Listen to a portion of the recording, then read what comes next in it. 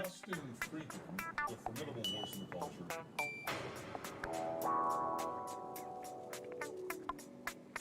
Hey Justin, are you trolling?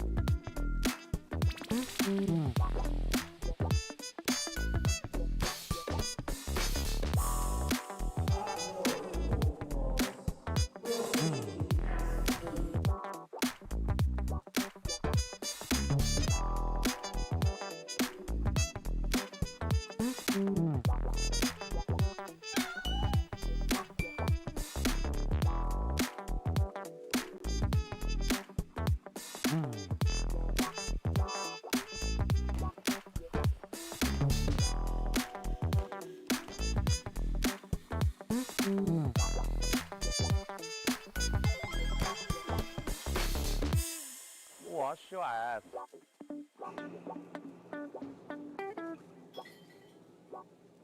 Come on, man.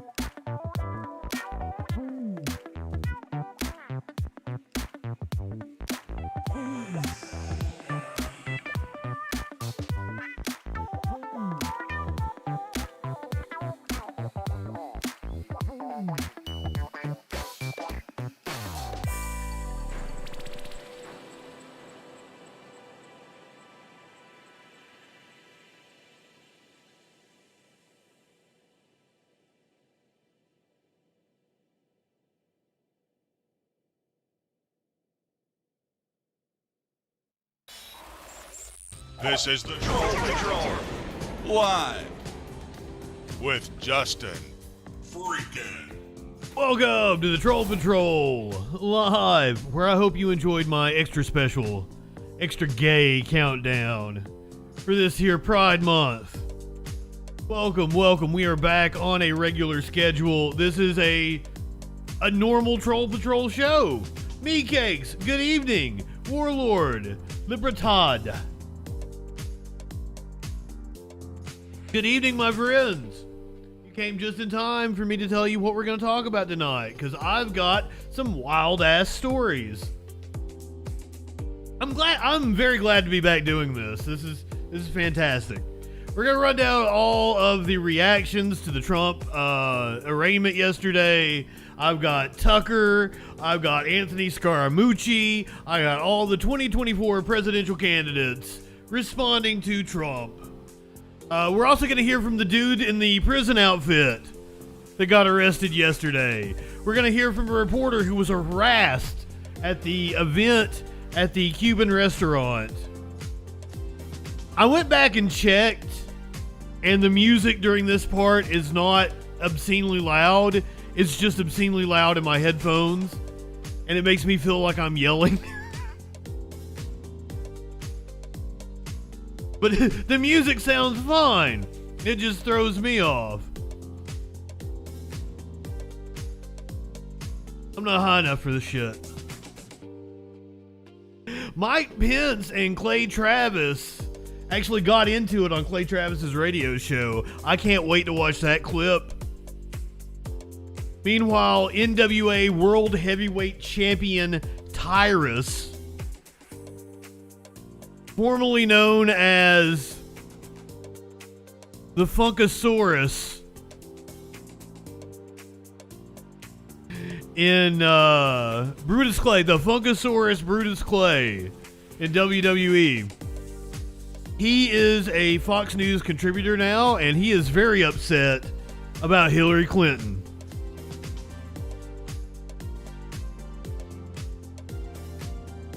The House GOP has filed articles of impeachment against Joe Biden. I've only got one response to that. Oh, I don't have my drops yet. I can't do, come on, man. Gotta wait until after the music, and then I can hit the drops. Lauren Boebert tried to dox a witness today during testimony in a House committee hearing. Marjorie Taylor Greene yesterday lashed out at the CDC director and said that she does not want her congressional staff to be educated. I shit you not. Marge, we already knew that. I'm going to tell you about a creep who apparently posed naked behind a screen door of his house so that children in the neighborhood could see him naked behind that door. Now, given the panic by right-wing media figures, you would think that I'm going to tell you that this person that was harassing children in a neighborhood was a trans person or a drag queen. No, it was a GOP city councilman. Some idiot at a track event in Canada accused a young cis girl of being trans. That does not deserve an amen. That was just my incompetence there. I did not mean to amen that. Traumatized a 9-year-old girl. We're gonna run down that story. Dustin, good evening. Everyone in that room is not smarter than Marjorie Taylor Greene. Marjorie Taylor Greene is probably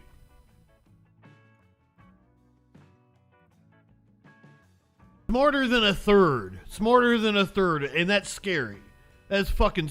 There's people like Paul Gosar and Andy Biggs, Thomas Massey.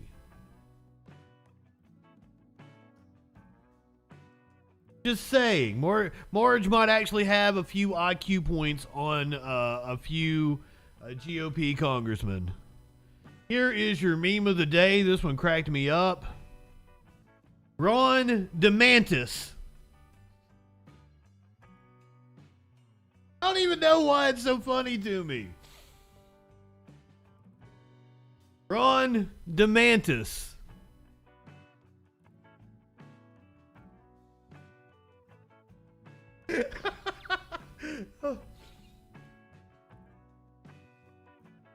I thought we landed on Meatball Ron being the perfect nickname for him, but Ron DeMantis.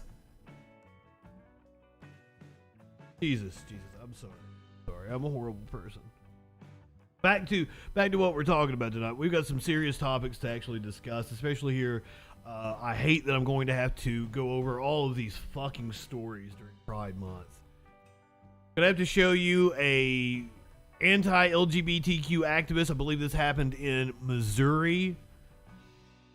She is a crazy woman. She dressed in drag to go to a school board meeting to prove that drag hurts children. It's the most absurd thing you will ever see. I don't know. I've got other things on this show.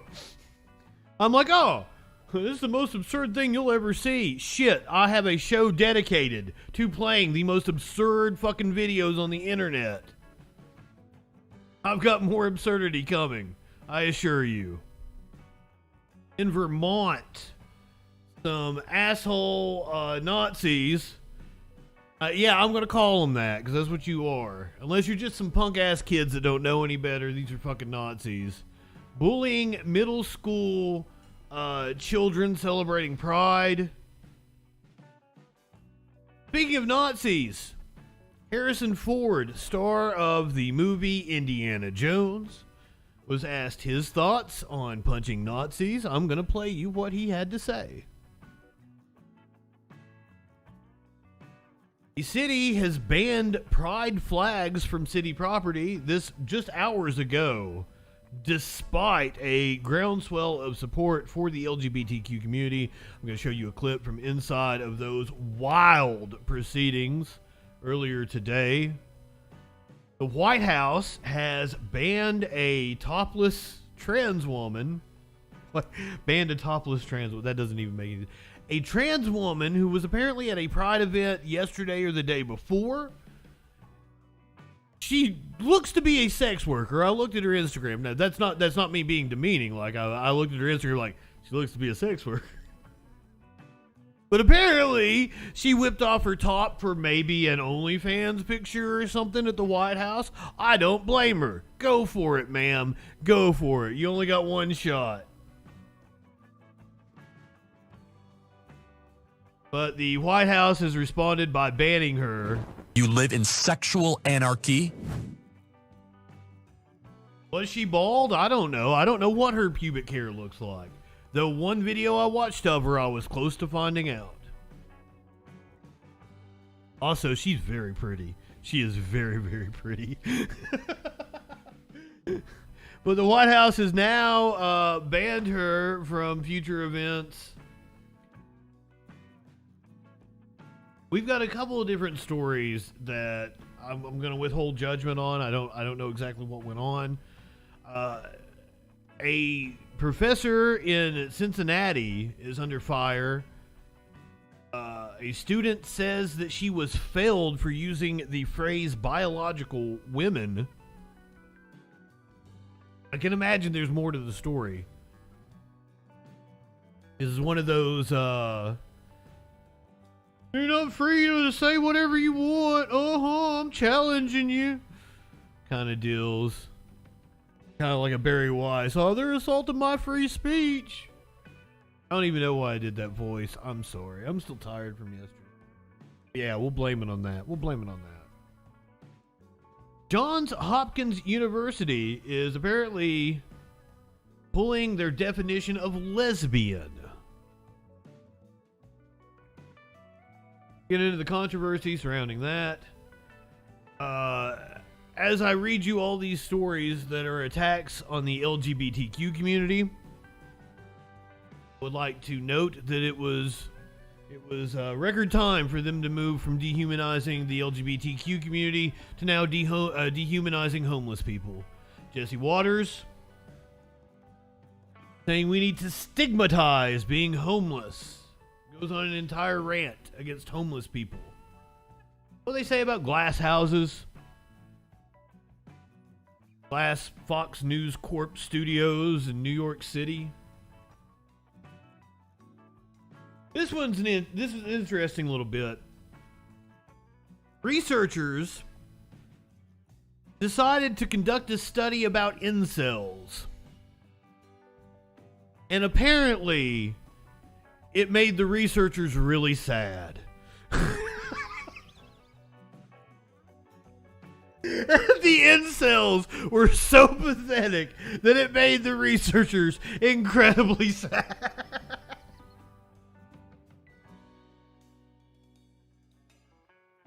You want some cop stories? I got cop stories for you. Apparently, 2 officers are going to stand trial involving a vehicle. I think they're accused of spray painting a swastika on it. Checks out. Prosecutors in Missouri are asking the fucking governor not to pardon a cop that was convicted of murdering somebody. Meanwhile, over in Oklahoma, a court order is demanding that 2 cops that fatally shot an unarmed black man be reinstated on the job. Be reinstated. I've got some footage. I don't want to say it's body camera footage because I want to say it may be dash cam footage. Dash cam footage of a smuggler who apparently had 2 migrants inside of their vehicle, led police on a 100-mile-an-hour chase, and we've got footage of it, so of course we're going to watch it. Hey, do you remember the teacher in Virginia who was shot by one of her students? I know, that doesn't narrow it down very much. Let me try harder. It was a 6-year-old. A 6-year-old brought a gun to the school and shot one of their teachers. I went on a whole rant about this because the parents said that the gun was secured. Clearly, the gun was not secure because the child took the gun to school and shot a fucking teacher. But that teacher who was shot, who was a beautiful lady, by the way, I couldn't imagine what happened to, like, she had a gorgeous smile. I remember that picture clearly. She has apparently been fired by the school district.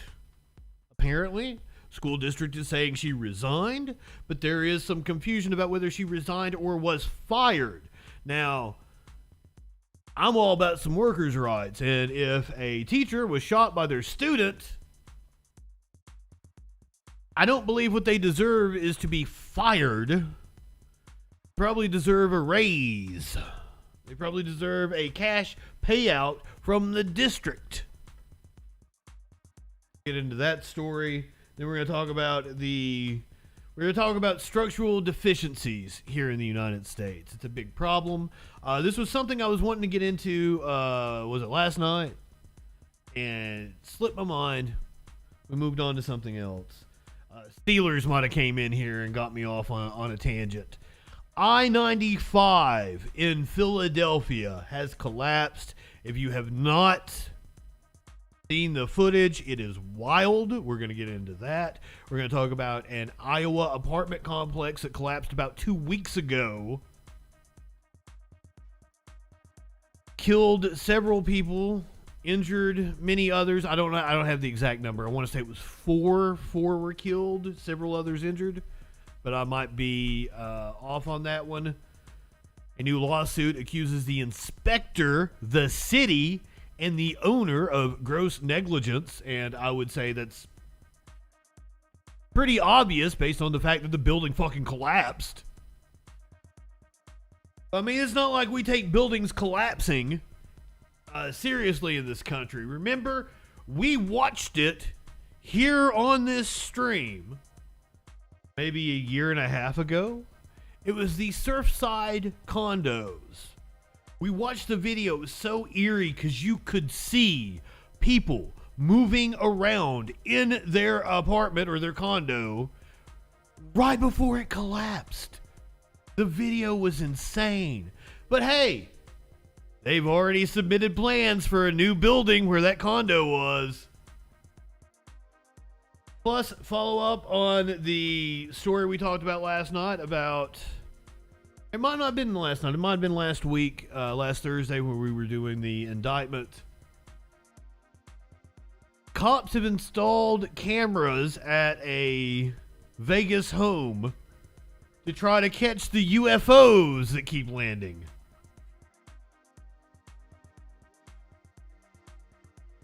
Plus, Garth Brooks One of the best country artists of all fucking time, Garth motherfucking Brooks, has angered conservatives. Apparently with the announcement of 5 new Chris Gaines albums.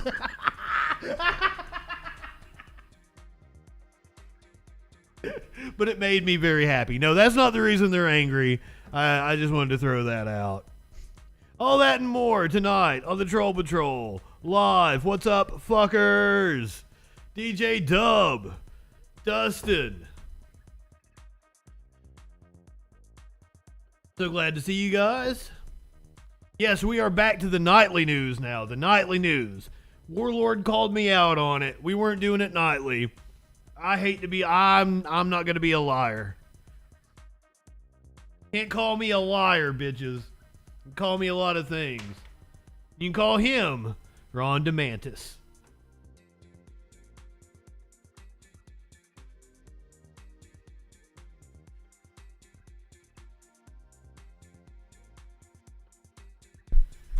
We got a lot of shit to get to.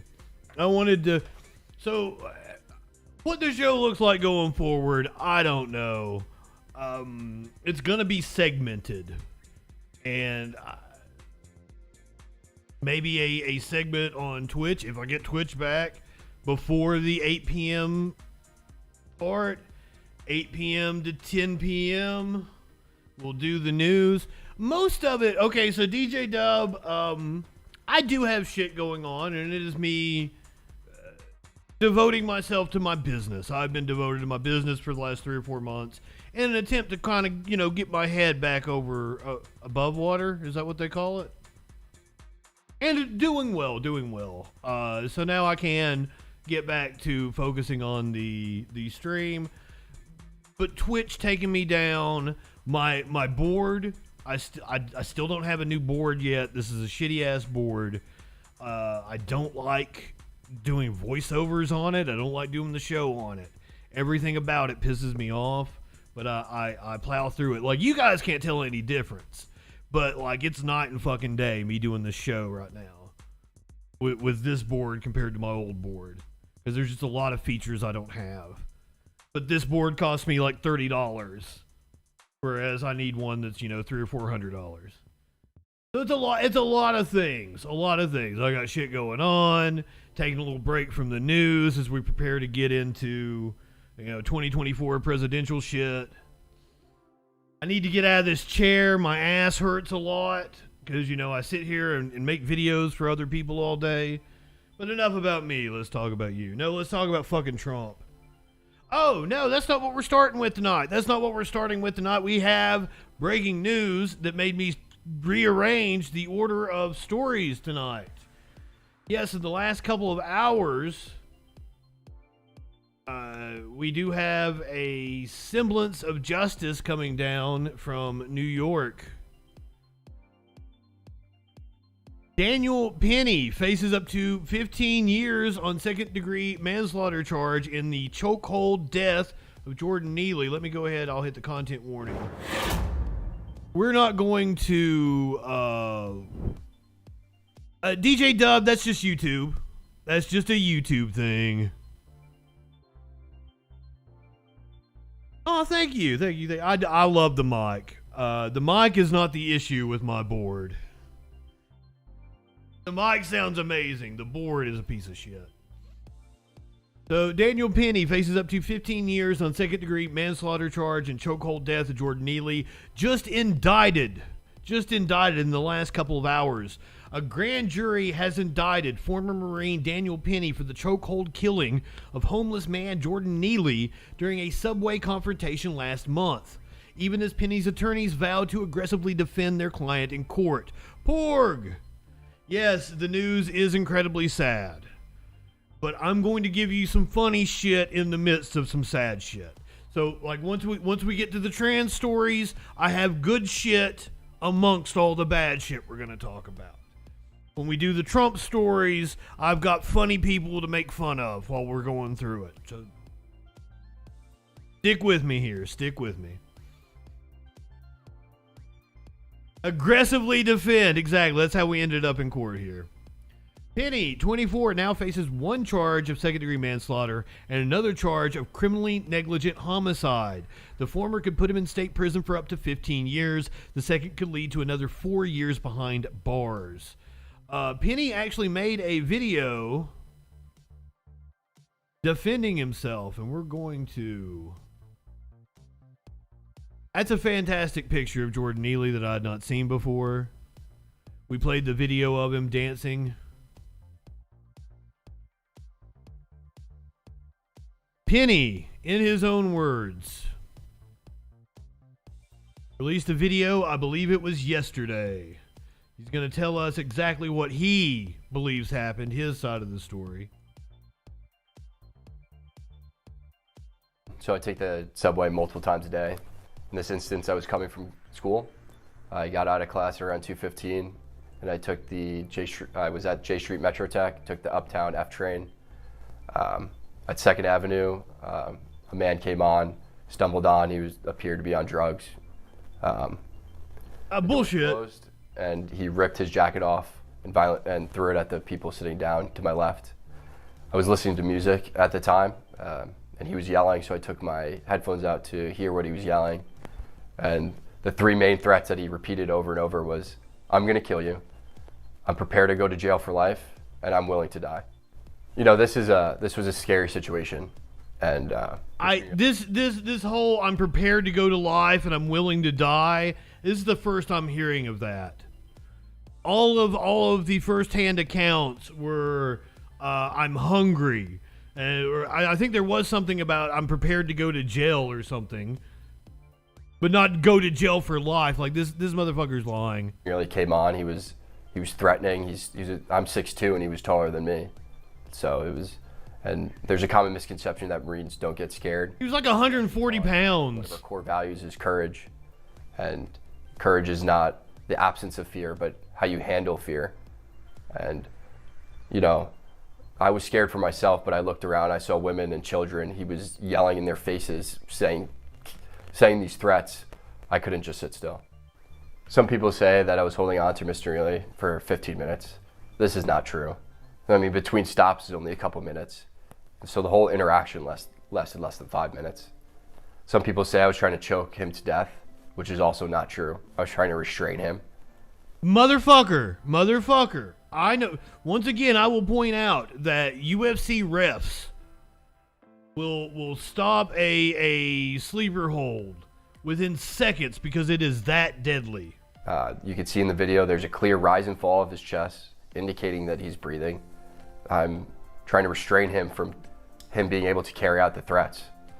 And then some people say that this was about race, which is absolutely ridiculous. I didn't see a black man threatening passengers. I saw a man threatening passengers. A lot of whom were people of color. The man who helped restrain Mr. Neely was a person of color. And then a few days after the incident, I read in the papers that a woman of color came out and called me a hero. I don't believe that I'm a hero. You're not. You're a murderer. She was one of those people that I was trying to protect. We were all scared. Mr. Neely was yelling in these passengers' faces, and they looked terrified.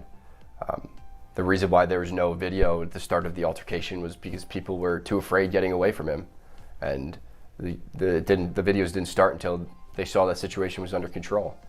I knew I had to act, and I acted in a way that would protect the other passengers, protect myself, and protect Mr. Neely. I used this hole to... And protect Mr. Neely. Go fuck yourself. Leaving my hand on top of his head to control his body. You can see in the video there's a clear rise and fall of his chest, indicating that he was still breathing. Not only the insinuation that he was on drugs, but the insinuation that he was so much bigger than him. He was like, I'm 6'2", and he was bigger than me. I don't remember how tall Neely was, but I remember that he was 140 pounds. 140 pounds. That's smaller than me. My grip based on the force that he's exerting. And I was trying to keep him on the ground until the police came. I was praying that the police would come and take the situation over. I didn't want to be put in that situation, but I couldn't just sit still and let him carry out these threats.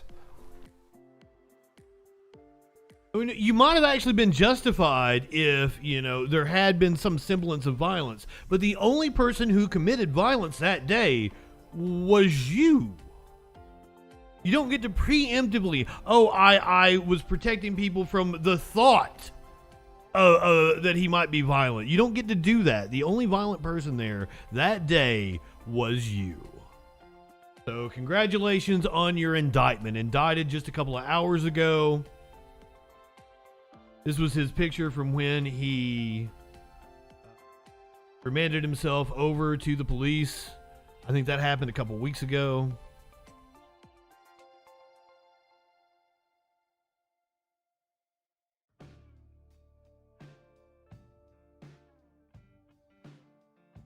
So the Wednesday decision made by a group of jurors sitting in Manhattan arrives weeks after Neely's caught on camera death sparked a national firestorm over Penny's actions and intense scrutiny of the floundering mental health system that failed to help his victim. Clinically, good evening. So Penny just indicted today on one charge of second-degree manslaughter, another charge of criminally negligent homicide, faces up to 15 years. Also, you guys notice you've got emotes on Kick now. I do not have everything. It told me a couple of them were too big. We'll get all the rest of them uploaded. And I thought I had it set to where emotes appeared on screen, at least on YouTube, but apparently I don't. So my apologies. Yes, someone who kills someone should do time. Checks out. I'm down with that. But the party of law and order thinks that this dude is a hero. So what? Chris Lapaco, the king of earned media? Well, king of earned media, I'm the king of the fucking trolls. What's going on? You think we're talking about you? I had no clue you existed until you commented. Hey, Justin, are you trolling? Still no Twitch, Porg, but Twitch changed their rules anyway. Even if I was to get my Twitch back, I cannot do this show and be on multiple platforms. We can't do Twitch and be on YouTube. So we're probably going to be on YouTube, Kick, Facebook, Twitter, DLive, Odyssey, maybe Rumble going forward. Lapaco. Is that how you say your name? You want to earn some media? Do you want to? I take calls. 917-830-4359. You can call in. Does Bang Phone should still work? I don't think that was a Twitch thing. I think that's Restream.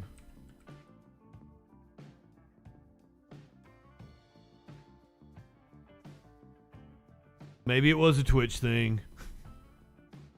It used to work. Or you can hop in Discord. You're here to try to own me. I've had a lot of right wingers try to come at me. Not saying you're a right winger. I don't know anything about your politics. Glad to have you here, though. Thank you for being a freaking follower. I'm JustinFREAKIN. We do the nightly news. If you want to know about my political philosophy, I can sum it up pretty simply. I'm for whatever political persuasion allows me to piss in Dan Crenshaw's open eye hole. Give me that eye pussy, sir. So, Daniel Penny indicted earlier today. That was the breaking news as we were coming on. Let's get to the other big story of the day. Donald Trump's arraignment yesterday. Everybody's got thoughts. Everybody's got thoughts, from the 2024 presidential candidates to Merrick Garland giving a statement on behalf of the Justice Department. Ooh, even Tucker Carlson. We have Tucker Carlson's thoughts on what happened to Trump. I'm sure that is going to be interesting. Well, let's start it off with the man everyone wants to hear from. This is the dude that was dressed up in a fake Jill outfit. Outside the federal courthouse in downtown Miami during Tuesday's historic arraignment, walking out of jail this morning.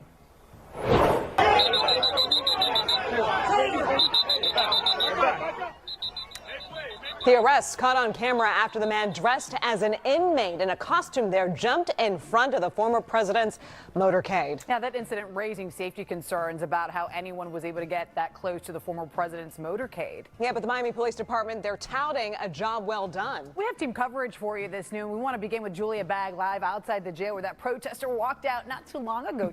She was excited about it. Yeah, Roxy, Dominic Santana is charged with disorderly conduct, resisting Roxy. without violence. Our cameras were rolling as he walked out of the Turner Guilford Knight Correctional Center, and he had plenty to say. I bet he did. Prison costume in hand, Dominic Santana stepped out of jail with a new message for former President Donald Trump. It's your day. Now you're getting locked up. I got locked up too. But he came in and out, no bond. I've been there all night. Police arrested the 61-year-old yesterday after he ran in front of Trump's motorcade as it left the federal courthouse in downtown Miami. It happened after Santana had been facing off with Trump supporters. I was running away from the mob that was hitting me, and I just dodged for my safety. And all of a sudden, there's the motorcade, and there's my sign. And then I got tackled down. Simple. Santana Simple. said he wanted Trump to see the sign he carried with the words, "Lock him up." He should have been locked up long time ago. Long time ago. He ain't wrong. New York thug. Santana admits it wasn't the first time he tried to approach Trump's car. And as for the officers who shoved him out of the way, They had to do their job. They had to do their job. They didn't know if I was armed. No, ACAB means them too. Did a great job. Wow. Wow. Now, Santana told me spending the The police did a great job, he said. I asked him if he would step out in front of Trump's motorcade again. He told me absolutely. He'd do it all over again. Julia Bagg, NBC 6 News. Yeah, he was anti-Trump. He was the anti-Trump protester that we saw yesterday. He had on a fake prison outfit that cracked me up. We definitely took notice of him, and we also saw him get arrested. So that was the person everybody wanted to hear from yesterday's proceedings. This is one that I didn't know about. We watched Trump go from the courthouse and make a stop at a Cuban restaurant. I think it was a restaurant. It was some kind of Cuban establishment. There was a reporter that asked him a question and was apparently harassed by Trump supporters outside of that establishment. Trump supporters caught on camera cussing out a female reporter for asking ex-pres if he was ready to go to jail. Oh, you gotta love the Trump supporters with the Biden jail suit on. I don't know if he has one. I don't know if he needs one. He may have just been released on his own incognizance. Cognizance. Not incognizance. That would be complete. That's the antithesis of the reason why they would release you. Oh, shit. President. Porg, I have actual weed, but that is not what is in my bong. I actually scraped all of the side weed off of my bowls because I have like one. It is glorious. It is glorious looking.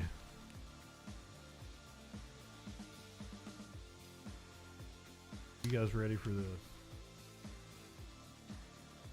This is called Cookies and Cream. Oh, you like the camera's not focused on it. It's got really black hairs and really bright crystals on it.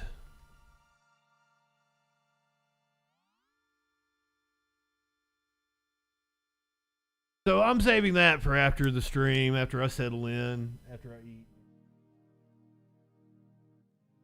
I've been smoking on my scraps and resin and shit since then. That's what's in the bong. This pipe, real pot, and I just finished it off as we were coming on.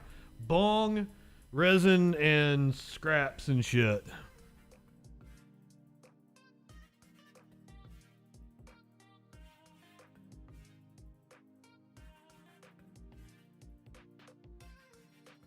Still totally do the job.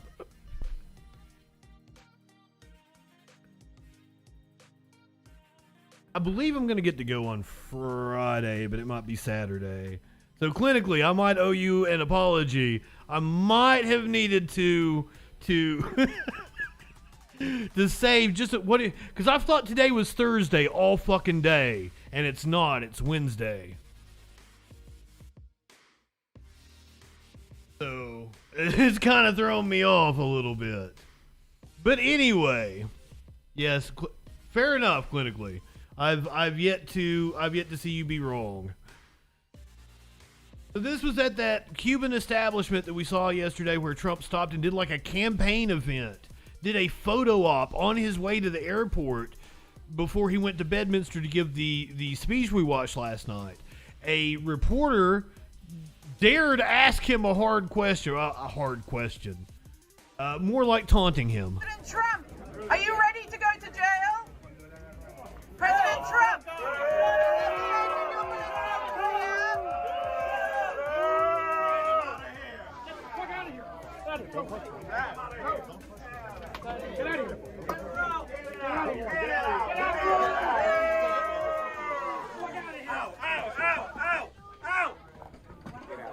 President Trump! You stupid bitch! They're pushing her. They called her a stupid bitch. President Trump, are you ready to go? Now, maybe a Trump supporter, but whoever had those pants on, they're cool. Those pants are fucking cool. Look at those. I'd wear those. Look at that. I would wear an outfit just consisting of that fabric. Looks like it's silky. It's gonna let a breeze go through. It looks fucking pimp as shit. President Trump, are you ready to go to jail? He is not. Apparently, according to insiders, he is quite worried. Very, very worried about what's going on. Let's hear from somebody who knows him well. Anthony Scaramucci. Anthony Scaramucci says that Trump is stressed over the indictment and actually predicts, I would indeed wear them. Scaramucci predicts that Trump will drop out of the 2024 presidential race. Now, that would be in line with what I have predicted, that he will be too encumbered with legal entanglements to be a factor come this time next year. I didn't say he will drop out of the race. I just said he will be too encumbered with legal entanglements to be a factor in the race come this time next year. But Anthony Scaramucci, affectionately known as The Mooch, a former White House communications director for ex-President Donald Trump, said on Monday that Trump is stressed about his indictment on federal charges and predicted the Republican frontrunner will eventually end his 2024 presidential campaign over his legal woes. Trump surrendered to authorities in Miami on Tuesday, where he was arrested and arraigned in federal court. Scaramucci, who served just 11 days as Trump... I can't even remember why it was only 11 days. Why was he only in there 11? He was like the best person they ever hired to work in the Trump administration. Why was it only 11? Probably because he was the best person they ever hired. Served 11 days as Trump's communications director before he was fired by the former president. He said he believes his old boss is concerned about the federal indictment. I know President Trump's personality reasonably well. Remember, it wasn't just 11 days for me. It was 71 campaign stops and a full year's worth of work. Scaramucci said he does not like this. He is stressed about it. And there you can see Scaramucci sniffing his finger after he scratched his balls. I do have some advice for you, Anthony Scaramucci. Life is too short to walk this earth for a crusty asshole. Wash your ass. Man, I've missed this shit. I've missed you guys. I've missed doing this shit. Feels so good to be back. Let's get the rundown from the man who is really pulling the strings behind the Republican Party.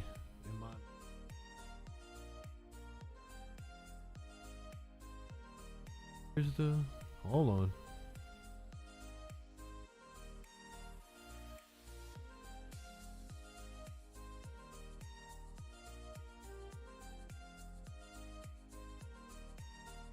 Difficulties here.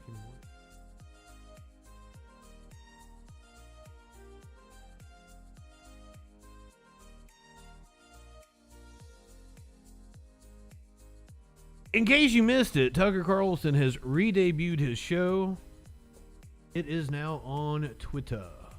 This is my first time watching him since he's made the jump to Twitter. This was Tucker Carlson's thoughts last night on the Trump arraignment. Tucker Carlson, the Biden administration arrested... Did he just start the show with Tucker Carlson? Did he just come on and like scream Tucker Carlson? He did like a Steve Holt. Oh fuck. He popped on the screen. Tucker Carlson. Hey, it's Tucker Carlson. Oh, okay. Biden administration Fuzzy face. Donald Trump this afternoon. They had him arraigned and fingerprinted in a Miami courthouse like the accused felon he now technically is. These were the first steps in a process that is designed to put Donald Trump behind bars for the rest of his life. Cable news good every moment of it live. It's on. Well, so did I. So did I. But they weren't shocked. They knew this was coming. Everyone who's paid attention knew it was. What just happened was always going to happen. It's been inevitable since February 16th, 2016. That's the day Donald Trump made a blood enemy of the largest and most powerful organization in human history, which would be the federal government. Despite what you may remember, it wasn't anything that Trump had said about immigration or trade with China or rapists from Mexico. Those are the stories that dominated the headlines that year. Trump's a racist, they screamed. Stop him! But inside Washington, that was just noise. None of it really rated. Identity politics doesn't mean much to permanent Washington. What matters, then and now, is foreign policy. The invasions and occupations and proxy wars. He ain't wrong on that one. Determine which global populations will thrive and which will die. The policies that come with trillion-dollar price tags. The ones that, over time, have made the counties around D.C. the richest suburbs in the world. In Washington, that's what actually matters. And it's obvious when you look carefully. And that's the fucking danger of right-wing propaganda, is there's gonna be a shade of truth in there. Like, he ain't wrong on that point.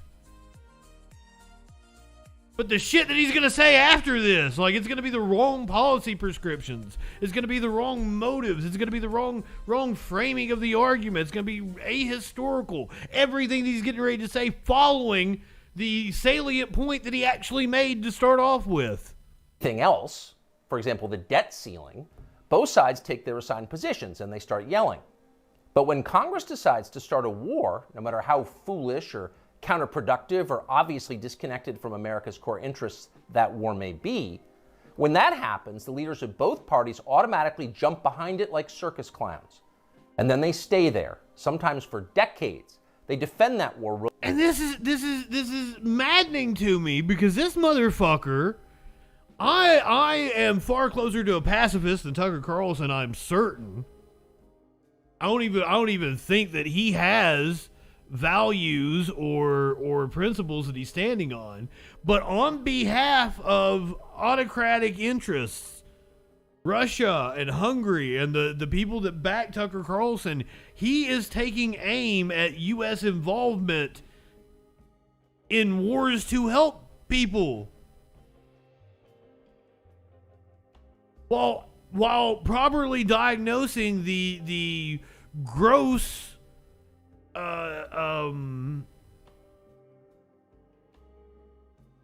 the gross exploitation that the military-industrial complex asserts. God, this is all so frustrating.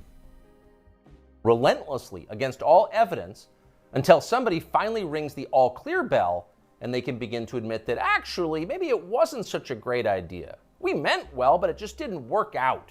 The good news is... Remember, Tucker was pro-Iraq war.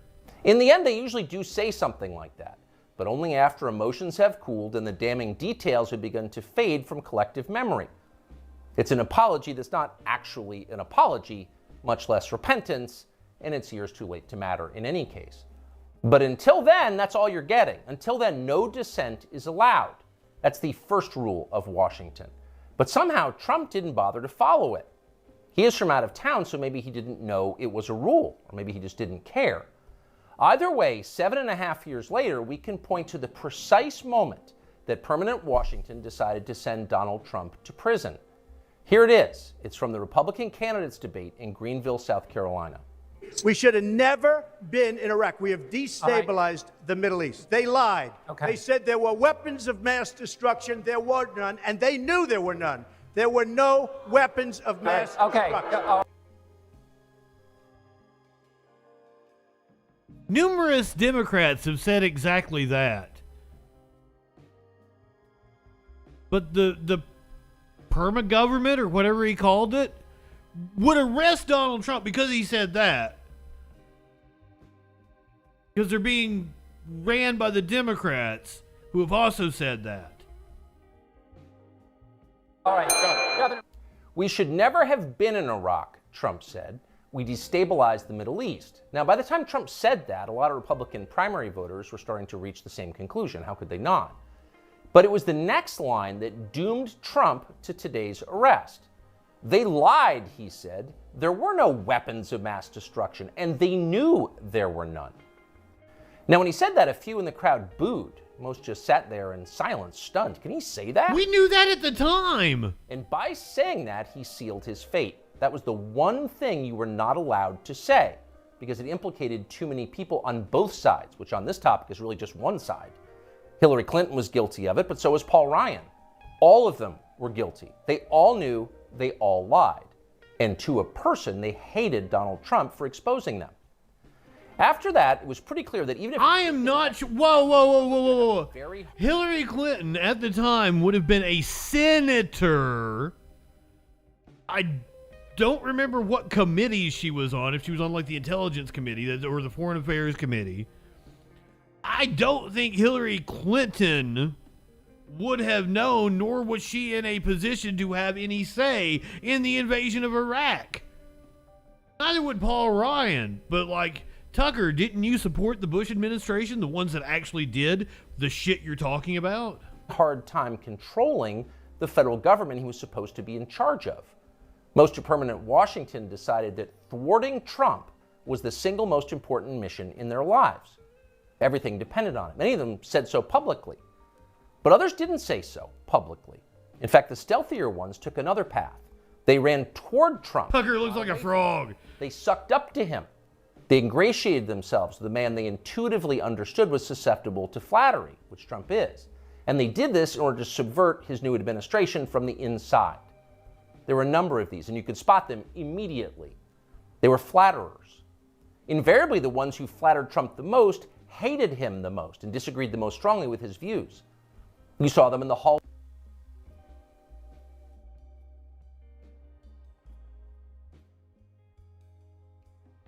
You guys just hear what I just heard? He's talking about Trump sycophants that behind his back hate him. Tucker, we've read your text messages. We know you hate Trump and suck him off live on air because your followers like him. He really is doing this into a mirror, isn't he? Always at the White House and at press conferences. They were there slobbering over their boss with elaborate self-abasement, as if they were addressing a monarch or a god. It was a scene from the Ottoman court. It was filthy and decadent, and it was false. Mike Pence Nikki Haley, Mike Pompeo, Lindsey Graham in the Congress. They all called Trump a visionary genius up until the moment he lost power. And then they unsheathed their real agenda, as always the neocon war agenda, and they piled on with maximum force. Here's Mike Pompeo, for example, on Fox News this morning. President Trump had classified documents where he shouldn't have had them, and then when given the opportunity to return them, he chose not to do that for whatever reason. When somebody identifies that, you got to turn them in. And so that's inconsistent with protecting America's soldiers, sailors, airmen, and Marines. And if the allegations are true, some of these were pretty serious, important documents. And so that's wrong. May future historians hoping to unlock the mysteries of late Empire Washington study that clip, because it will reveal everything. That very same Mike Pompeo, the one who's sneering at Donald Trump on TV this morning, that guy served Donald Trump as both CIA director and as Secretary of State. Those are the two most powerful jobs in the federal government. And as he worked... What a raging fucking hypocrite this dude is. So he actually said that his text messages revealed that he loved Trump, even though he specifically said he hated Trump. In one text exchange with a fellow Fox employee, Carlson said of Trump, "I hate him passionately."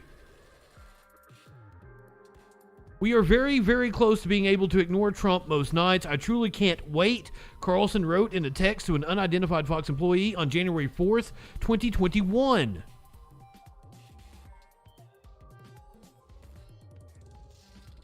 But then goes on the air and says that he spent years defending his policies and he's going to defend them again tonight.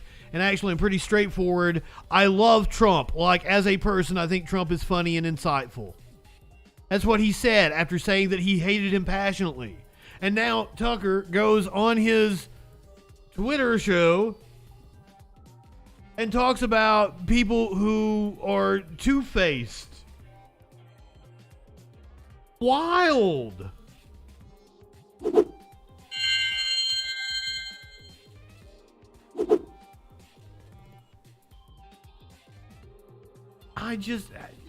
If there is anyone watching me right now that believes that Tucker Carlson is a honest actor, please look up the text from the Dominion lawsuit. He proved himself to be a raging hypocrite. Chainsaw, good evening. In those jobs, Pompeo promised, in fact, he swore to support the president's agenda. Why? Because that's the way a democracy works. You vote for a candidate in the belief that his appointees will carry out the policies that you voted for. It's not about the president, it's about you, the voter. But Pompeo didn't do that. He didn't even try to do that. In fact, he undermined Trump's often stated commitment to peace and non-intervention abroad at every turn. His every waking hour was devoted to fomenting war in some faraway foreign country or other. Iran, Syria, Russia, North Korea, the list goes on. But rather than telling Trump that he disagreed with his ideas, as a man would, Pompeo toadied up to Trump, a man he despised, in the oiliest, most over-the-top way imaginable. Ask anyone who worked in that White House. No, sir. The most odious, over-the-top way imaginable is you. Right now. I am witnessing it on Twitter. At the time. Who is the appointee most likely to tell Donald Trump on a daily basis that he was handsome, virile, sleek, and powerful? Mike Pompeo. That will be the consensus answer. Those of us who saw firsthand Pompeo's relentless kowtowing will never forget it. It was indelibly repulsive. No one with self-respect could do something like that. But Mike Pompeo did it effortlessly, with relish and verve.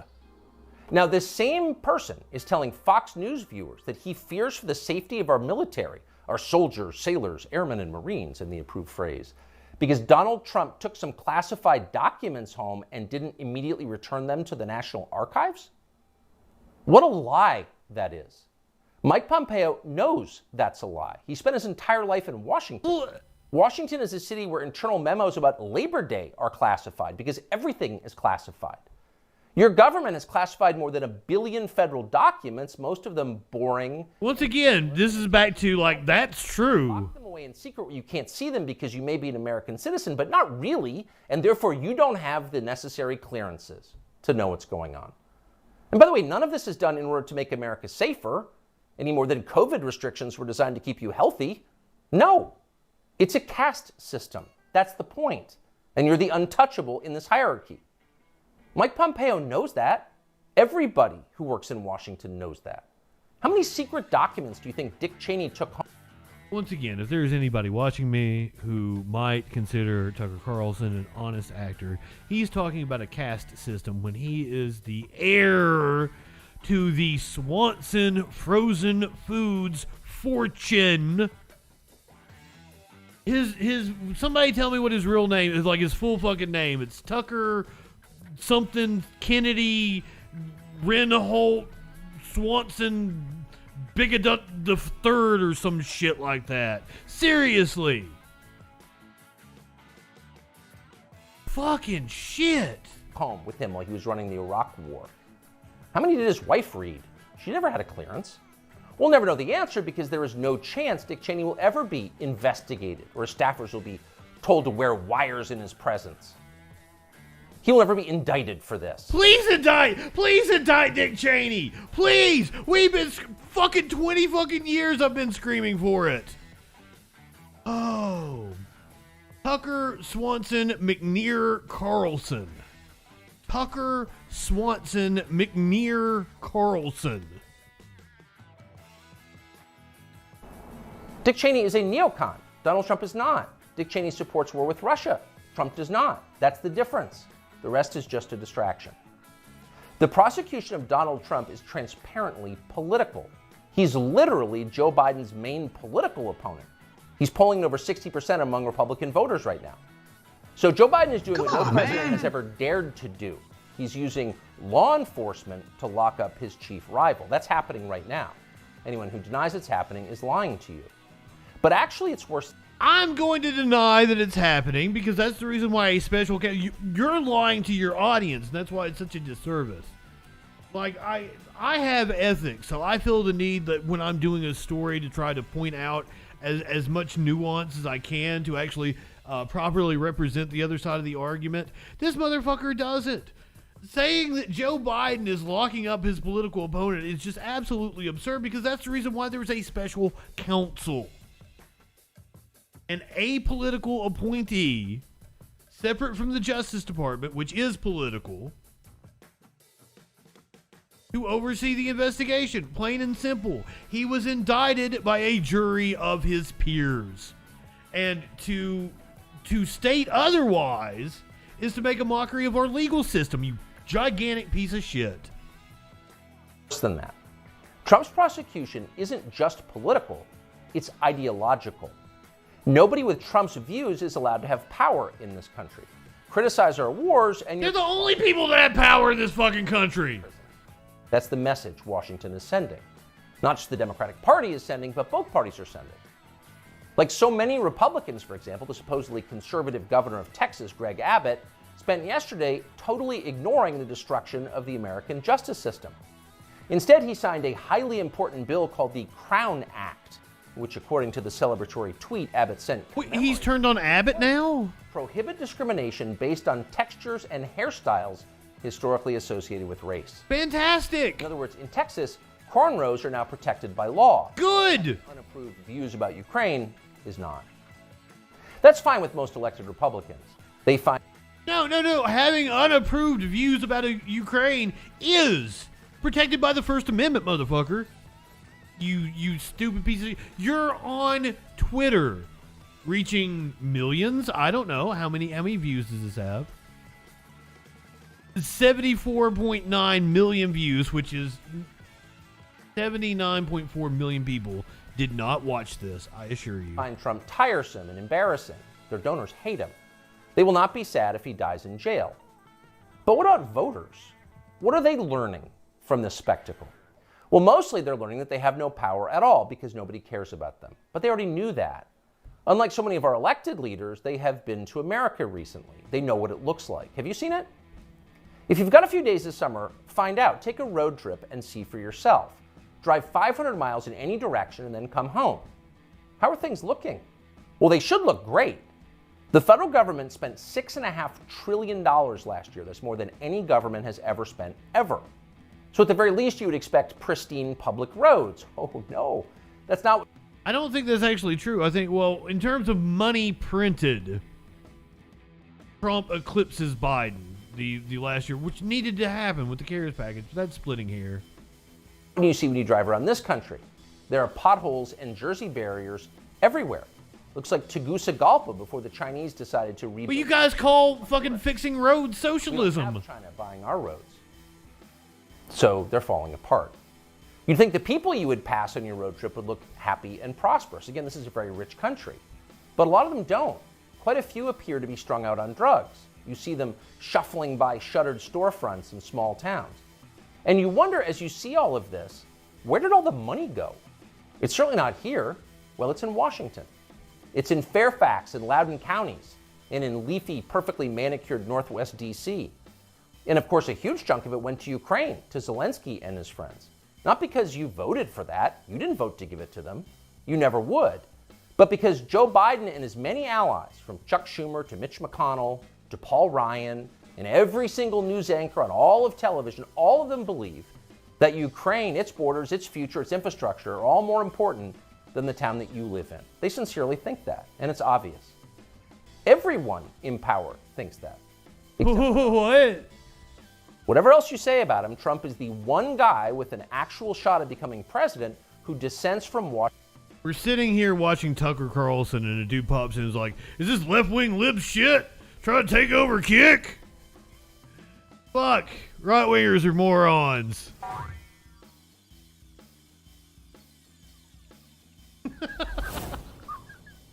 Pop in, see somebody watching Tucker Carlson, automatically assume they're a lib. Washington's long-standing pointless war agenda.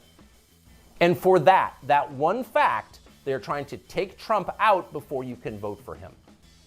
And that should upset you more than anything that's happened in American politics. Fourth, I would assume everybody in my chat hates liberals too. So, good on you. Voting for Donald Trump, because you're right, and a lot of good people feel that way. Even still, the destruction of our democracy, which is the right of voters to support any candidate they want, even candidates who don't want war with Russia, the destruction of that should keep you up. Well, Fourth, you sound like a fun person.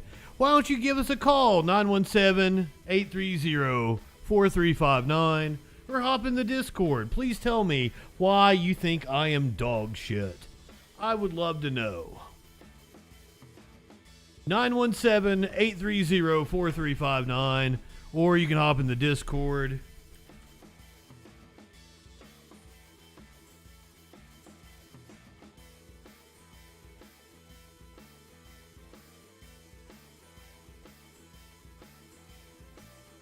Debate right here. I mean, phone lines are open, my friend.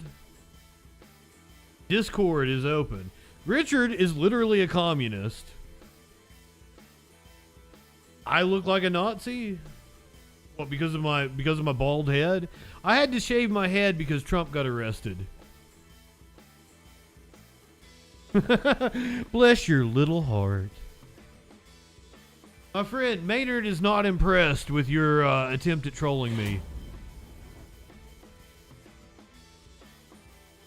No, I had long hair until just like a couple months ago. And I'll have long hair again. We're doing bald boy summer, and then we're gonna grow the hair back out.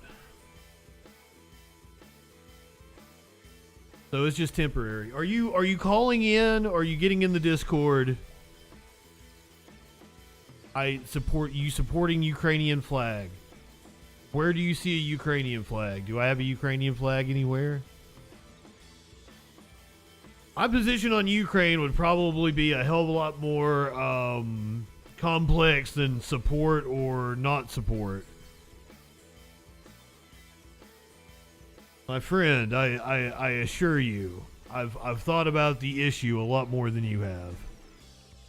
But once again, are you going to call in, or are you going to get in the Discord? Because if not, we're going to move on. We're going to go back to doing the news.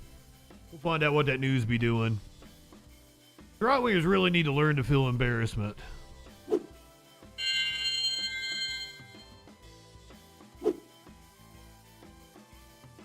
I've also got some other really good advice for you.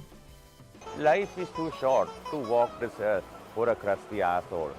Wash your ass. I mean, I believe that Ukraine has the right to defend itself. I even believe that the U.S. should probably assist it with that. Beyond that, my views get a little more complex. I don't think Raytheon or Boeing or any number of Lockheed Martin, any number of the defense contractors I can name off should be profiting from that. So those are two different views, you understand? But that's consistent with the position I've always taken.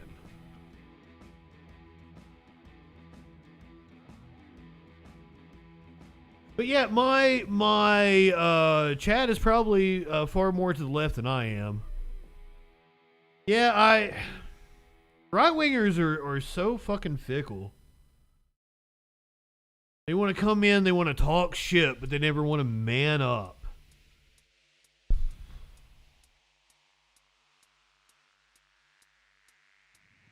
As a conservative, it's getting harder and harder to not look like a kook. Absolutely is. Now, Tucker Carlson accused the Biden administration of locking up their political opponent. I would like to present to you Attorney General Merrick Garland, who is going to counter that claim that Tucker Carlson made and that Trump made last night when we watched his speech. Head straight to Attorney General Merrick Garland. He's delivering remarks, hoping to take questions and hear his response to the indictment of former President Donald Trump. To both independence and accountability. Mr. Smith is a veteran career prosecutor. He has assembled a group of experienced and talented prosecutors and agents who share his commitment to integrity and the rule of law. Any questions about this matter will have to be answered by their filings in court. One quick follow-up, Mr. Attorney General. Experts in extremism had feared there would be unrest in Miami this week. Some people are saying Fuzzyface brings up a very good point, and we're going to address that later. Harrison Ford was asked what you should do to a Nazi. Harrison Ford was asked about his position on punching Nazis. saying it's because the Justice Department has been so assertive in prosecuting rioters on January 6th that we have not seen a repeat of that violence. Do you agree with that assessment? All I can say is we live in a democracy. These kind of matters are adjudicated through the judicial system. The Justice Department will be vigilant to ensure that there are no threats of violence or actual violence. Here, Thomas. Can you give the American public a very clear sense of what exactly your role was in the indictment process, just so people can understand what that role is? And then secondarily, given the historic and extraordinary nature of the case, explain to people, if you would, why this was the best and most appropriate step that was taken and why there were no other alternatives. I'm trying to remember the first question. Exactly, your role. Yes, so my role is completely consistent with the regulations that set forth the responsibilities to the Attorney General under the special counsel regulations, and I followed those regulations. With respect to the second question, this again is asking for particulars, and I'm not going to be able to comment. All of the comments on this will have to come in filings in court. That's all we have time for. Thank you. Thank you all. That's all we have time for. There you go. As I stated earlier, Garland reiterating Jack Smith's impartiality and the reason why he was appointed as special counsel. Now, let's hear from several of Trump's rivals in the 2024 primary about their response to Trump's arraignment yesterday. So, starting off with Chris Christie. I think we actually watched part of this the other day. You like Donald Trump or you don't like Donald Trump.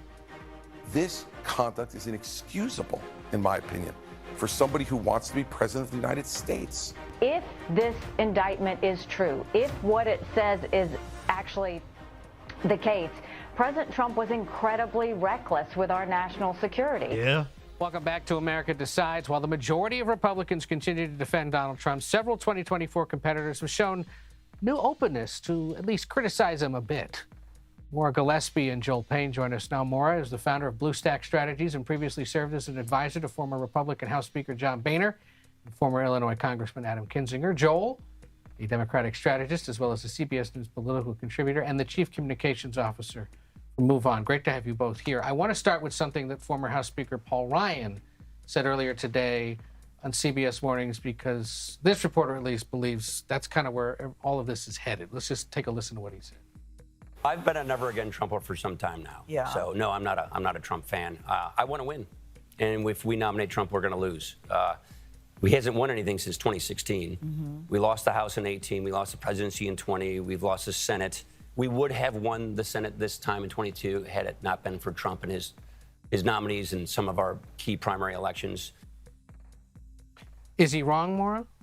No. I mean, that's really the problem here, is that the Republican Party cannot afford another 2020 Trump, let alone what he's done in the previous or past elections. So if we want to win, which I would assume Republicans want to win, they need to pick somebody else. Yeah. I mean, it is notable that despite all that, he continues to enjoy sustained support. I think the one notable shift this week probably came from Nikki Haley, who on Monday at least signaled that she has real concerns now with the substance of the accusations against him, calling out concerns about national security, the fact that her husband's deploying as part of the South Carolina National Guard to Africa for about a year or for several months shortly. Is she seeing something now that the others? I'm sure what they're talking about is very important, but once again, this is me as a broadcaster with the framing. Don't put the dude that was probably a linebacker in high school closest to the camera, and then put the woman that's going to blow away in the wind further away from the camera. It's called perspective. Things that are closer to the camera are going to appear much, much larger than things that are further away from the camera. That is why that dude looks gigantic and she looks itty bitty. Sorry. May pick up on, or is she perhaps just trying to create a new lane for herself, given that, you know, there's a chance to score headlines this week if you express criticism for him as a Republican? I think something people did, which I would say was maybe not the best approach. He could eat her like a snack without the camera playing that kind of trick. People put out statements for and against without having read the details of the indictment. Take a beat. Take a minute. Honestly, what Vice President Pence did was saying, let's read the details of this indictment so we know exactly what he's being charged with. So if they had just taken a minute to wait to respond and set out statements, she could have gone out with this approach and and she is on her own lane right now, but I think more will follow. I just wish that people had waited to chime in until they had the details. Yeah. And Joel, White House on Tuesday, at least, the president had meetings with the Secretary General NATO. They popped a surprise meeting apparently with the president of Uruguay. He was hosting a Juneteenth concert. They're trying to keep him almost completely out of the news, sort of in a push to sort of have the American public almost forget that he exists until next year when he faces whoever the Republican is. I mean, this keep the head down, ignore it as much as possible strategy. Do you think it's working, or does he need to say more? I do. I think it's working. One, I think it is true to what Joe Biden's promises to the American people, that he's going to support an independent judiciary. It's triangulated by those. Okay. Superpower to kind of be Fair enough.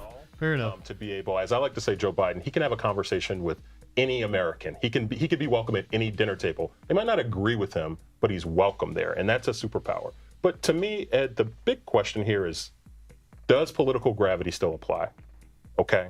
Does political gravity apply to Donald Trump, to the Republican 2024 primary field? Typically, a candidate with this much baggage is eventually, particularly peaking this early, is not going to be able to last throughout the entire primary campaign without having somebody. This is Donald Trump.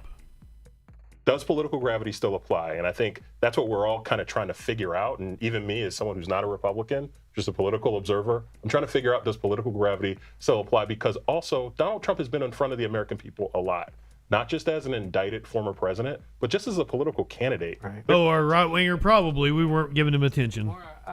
We have seen sustained support for Trump among congressional leadership, most especially in the House. There's some in the Senate, but much less so. In fact, Senate Minority Leader. He has a way with people, DJ Dub. Like, he really does. Like, he's very personable. What could potentially tip the scales against the former president there with him? The thing about Biden, like, he would not be such a toxic figure if it wasn't for the right-wing media making him out to be such a toxic figure. I can't imagine that if it hadn't have been for, the disdain that Trump... Because I feel like so much of what they do to Biden is like, oh yeah, well you did this to Trump, well we're going to do this to Biden. Like, that feels like that's very much in their political calculation. We're going to get into that when they introduce articles of impeachment. Here, we're going to watch the videos of that here in just a few minutes. His congressional supporters. Right, and you're seeing a lot of senators who are openly endorsing other candidates and that are not Donald Trump. So my hope is that it does inspire some congressional Republicans to chime in and say, you know what, we don't want to keep losing. And that's the narrative that Paul Ryan mentioned, but I know that Ron DeSantis has mentioned. Trump is losing, and we are losing because of Trump. So hopefully he's a loser. It could impact their congressional races and to get behind a different candidate that could actually win. So that'll be an important part of looking ahead to 2024 and beyond. Does complacency...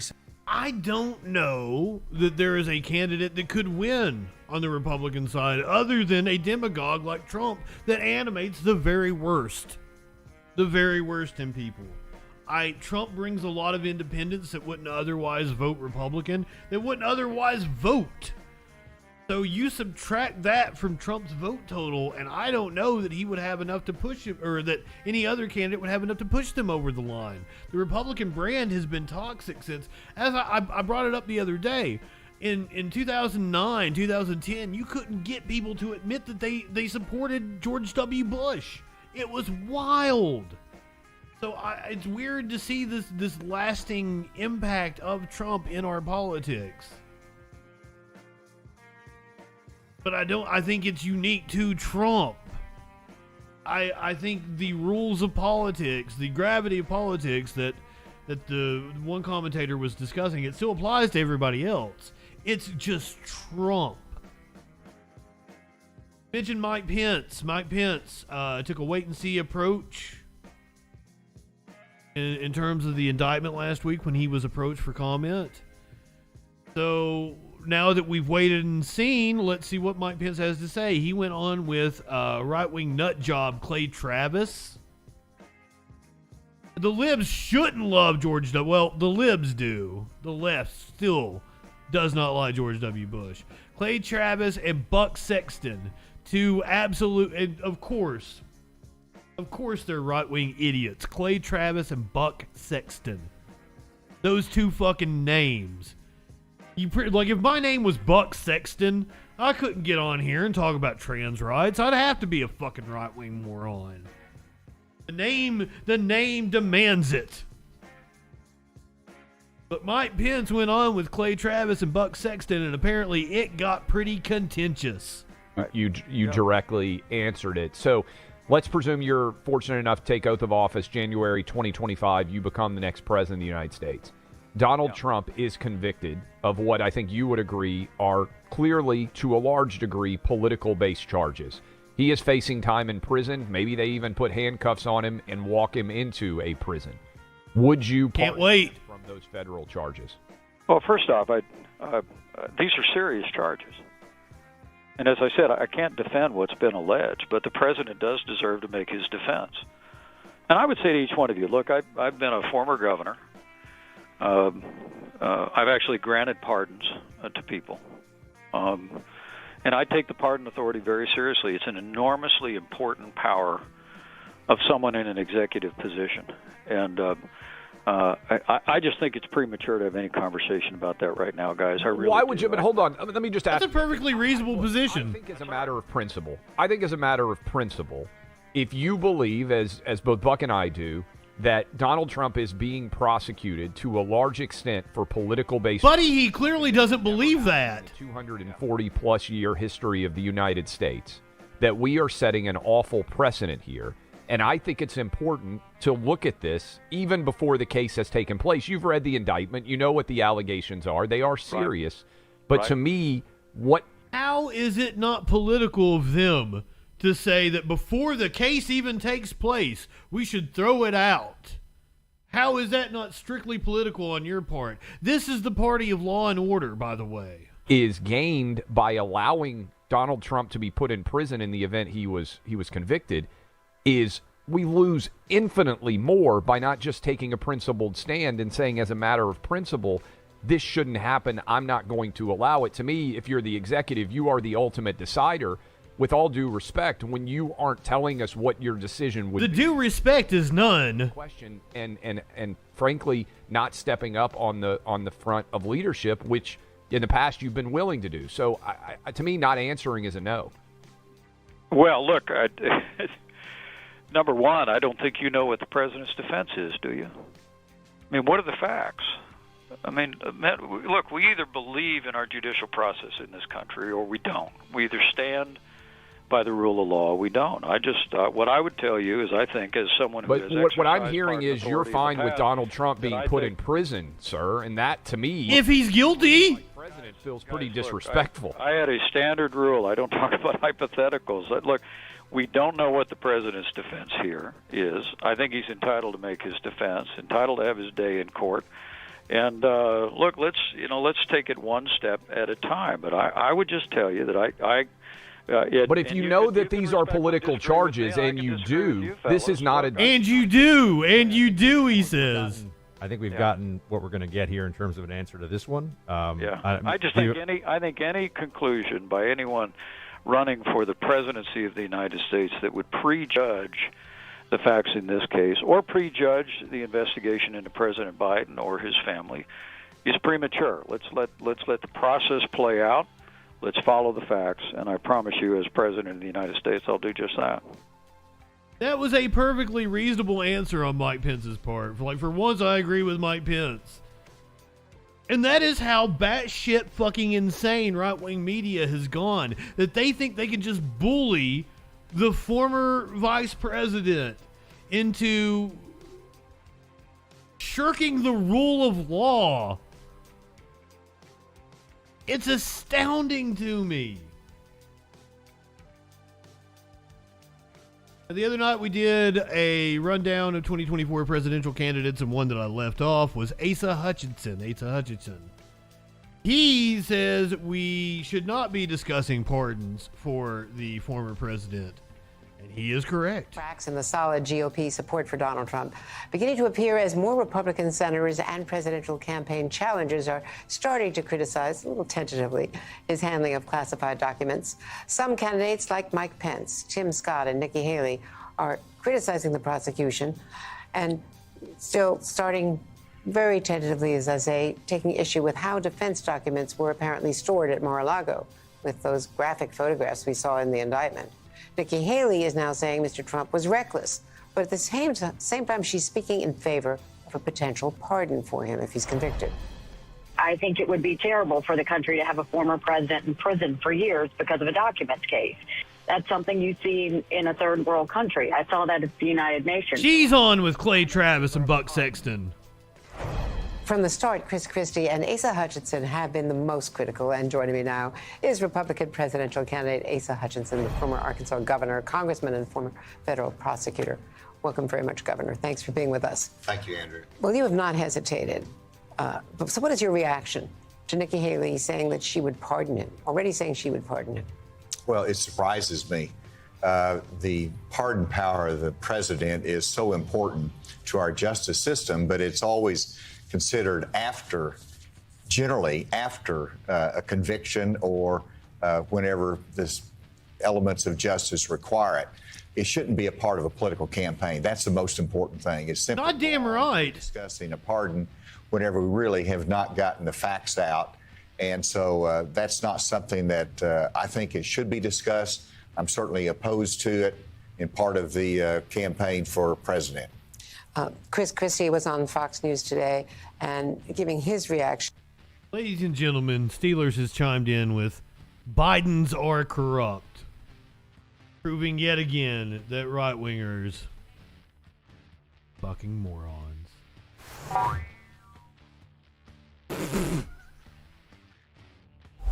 And we're sheep. We're sheep. To some. You'll get banned for that shit. Get the fuck out of here, you bigot. If anyone on YouTube wants to toss him, you can. It's detailed in that indictment. It's reckless. It's harmful to American national security, and it doesn't show the kind of judgment that you need to be an effective president. What's your reaction to that? Because in the polls, at least, it shows that Republicans as a whole, 61% or more, are solidly behind the president, criticizing the Justice Department and the prosecutor. Well, because that's what right-wing media is telling them.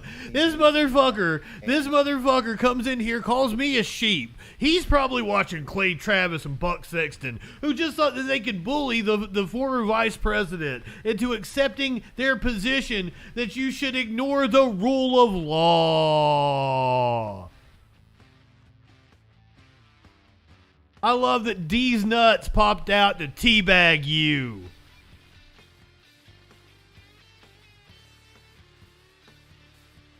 Oh, fucking shit. Oh, did you yeet him, DJ Dub? Usually he's harmless, but you come in here and start talking about how trans women look like clowns. You look like a fucking clown. DJ Dub popped his cherry. Congratulations, my friend. I need to do the Final Fantasy victory fanfare.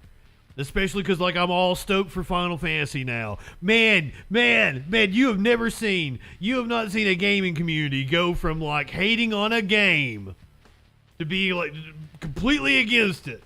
All the Final Fantasy groups I'm in, they were so cynical about 16. That fucking demo dropped and everybody just about-faced. Oh my God, I'm so excited. That was so awesome. And it was awesome. It was awesome. Raven Poe playing Diablo. Is that the new Diablo that just came out that had the best fucking marketing campaign of all time? Diablo 4. Welcome to hell, New York.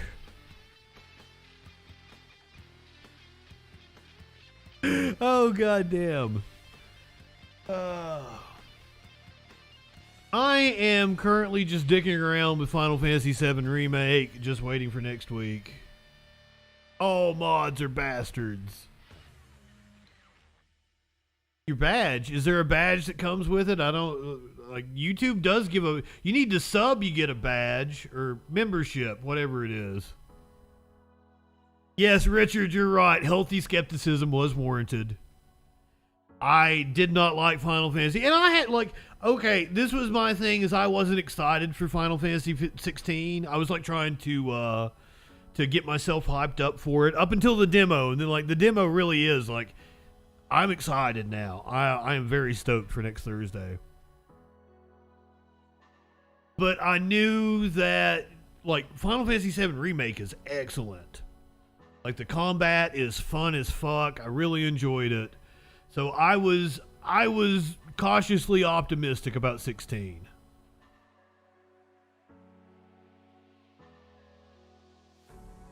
Yeah, they didn't have to burn Canada to do that. Yeah, the fucking Diablo. What the hell? Oh my God. So, I had a video conference with a client today, and like the first thing he asked was like, "Oh, where are you located?" And I told him. I was like, "Where are you at?" And he's like, "Oh, we're in upstate New York." I was like, "How's the air up there right now?" Yeah, well, okay, with remake, like the shit that they added to it, I could have done without. Like none of the new characters are memorable. None of the new story beats are memorable, but they're also not a big part of the game.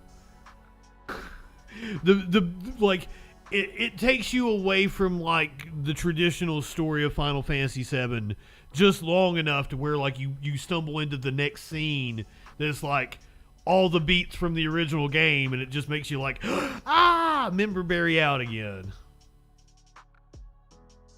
So I highly recommend Final Fantasy VII, which is not a remake; it's a sequel.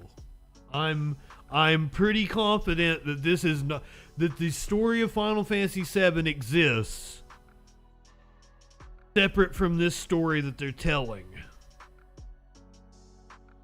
That's my fan theory on it. I don't think I'm the only one that thinks that. I'm pretty sure, like, there's a lot of people that are like, Aerith is gonna live in this one, and like, it may very well be possible because this isn't a remake of Final Fantasy VII. Anyway, you guys got me nerding out about video games. Jesus.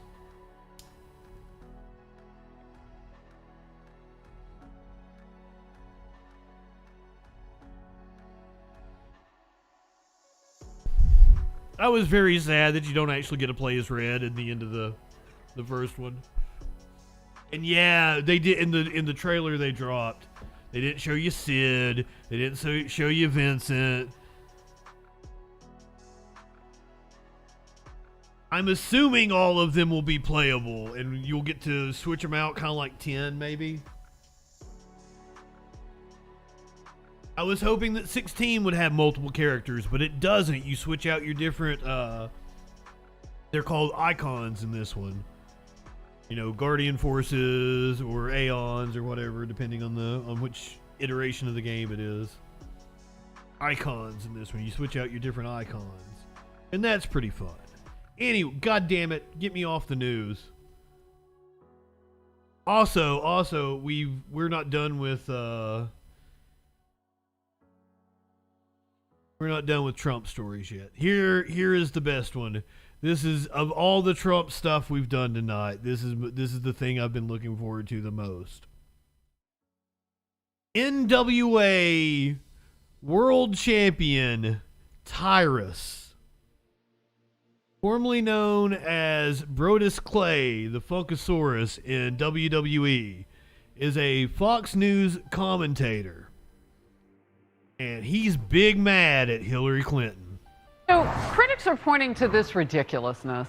Hillary Clinton cackling with glee over former President Donald Trump's second indictment. Many calling it ironic given her 2016 email scandal. Here's her reaction. What? Whoa. The irony in this is that Trump accused her of needing to be locked up for mishandling classified. That's the irony in this. Like the irony does stem from her emails, but not in the way you just described it, Harris. Critics are pointing to this ridiculousness. Hillary Clinton. We had the remix with glee over former President Donald Trump's second indictment. Many calling it ironic given her 2016 email scandal. Here's her reaction. I have a lot of reactions to it. And I think the best reaction publicly is, let's see it unfold and see what happens, right? Well, I think that's a perfect answer. So we have a shirt for you. This is on Pod Save America. It says totally impartial potential juror. Oh, hilarious. That is really funny, actually. That is really fucking funny. Here's some Twitter ratio on her. Next time you interview crooked Hillary, Twitter ratio. Where are the 30,000 emails she destroyed? Another said, this is the same traitor who used BleachBit and hammers to evade investigators of her illegal email server. And laughing because he never learned how she escaped indictments. Tyrus. Wow. I love that it's right-wing nut job is one of the Twitter accounts they're citing. Fox News contributor is here. It's not just ironic. It's not just rich. It's actually pretty sad. It's what happened to decorum? Gone, what happened to being the so-called leader in the room? What happened to decorum, says the guy standing there like with a gigantic gold chain with his hat on backwards. holding a wrestling title. Whatever happened to decorum? He's being indicted, great. But let's not forget, you lost your election because of your, quote, crookedness. So let's not forget that. So yeah, she didn't get charges put on her, which probably should have, but she lost the election because of her underhand dealings. So let's remember that. And for her to be so happy about it, that was an opportunity for her. They're always talking about closing the division. That would have been an opportunity for her to be gracious and be supposedly the leader. But again, she can't stay away from herself. Maturity doesn't always come with age. No, it really doesn't. And it's sad in this. Right-wingers have zero, nada, none, no self-awareness. Currently with the given climate where everybody's They target in your kids. A little bit of class necessary. You don't have to like President Trump. You could think he was guilty of sin or innocent of sin, but when you're he is guilty. There was an opportunity for her to show what leaders are supposed to do. She's not a leader. She is a private citizen. She is not in a position of power. Hasn't been in over a decade. What, she left. Did she even make it into Obama's second term? I don't think she did. I think she served like 2 years as Secretary of State. So we're talking like 13 fucking years since this woman has ever been in any kind of leadership position or in any position of power. Richard, they only did it.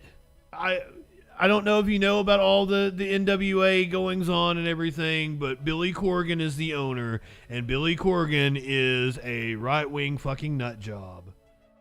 And I think they think it's good that he goes on Fox News with the belt because apparently they are well aware that he is not popular with their fan base. Innocent as sin indeed.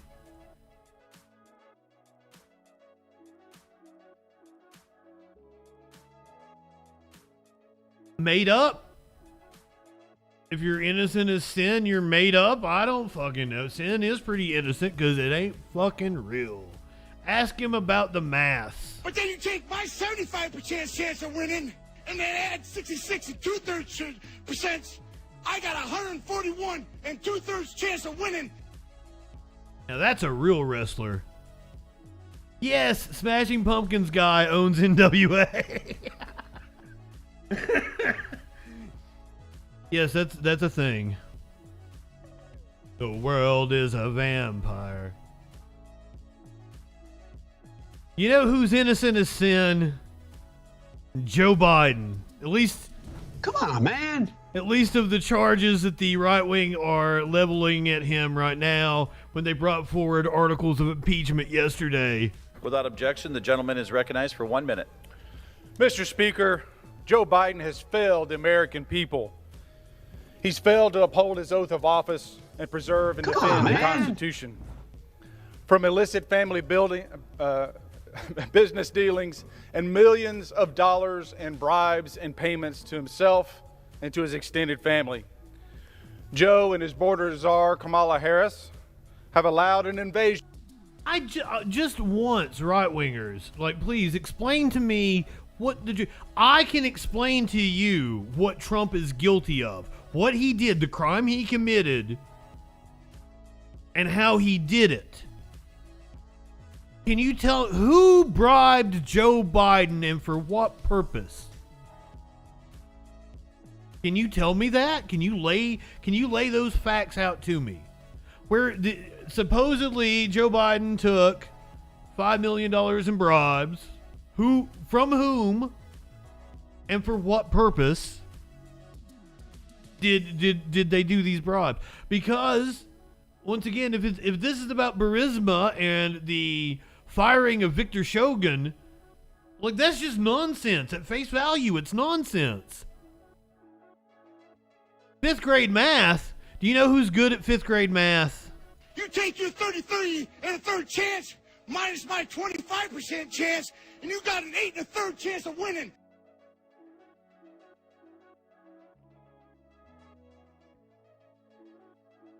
We're gonna hear from Marjorie Taylor Greene. No, Marjorie Taylor Greene, not good at fifth grade math. She doesn't want her staff to be educated. She will say that here in just a little bit.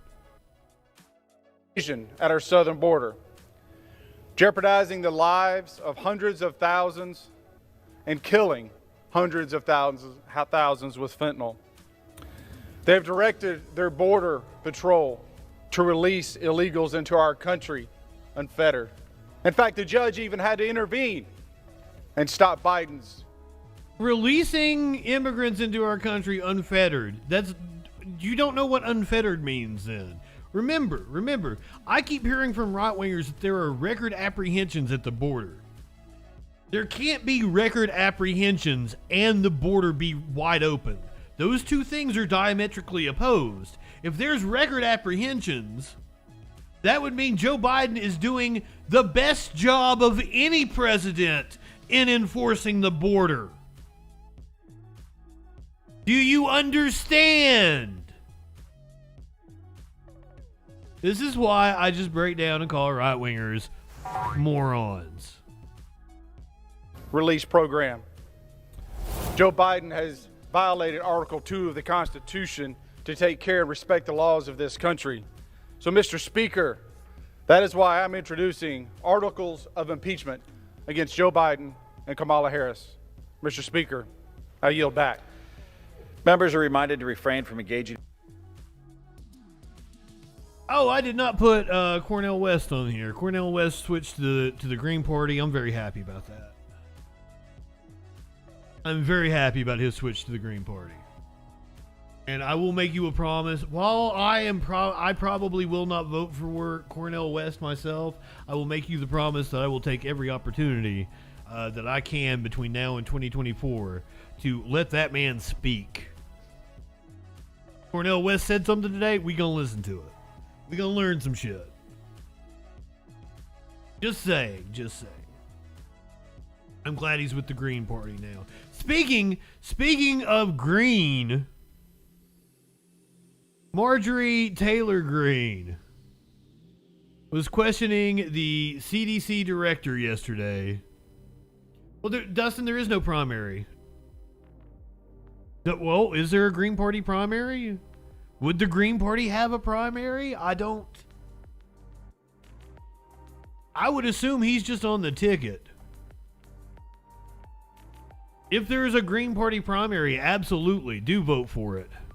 Do vote for Cornel West. Hell, I might even end up voting for Cornel West in the general. Who knows? You might be right. There might be. There is usually a libertarian primary.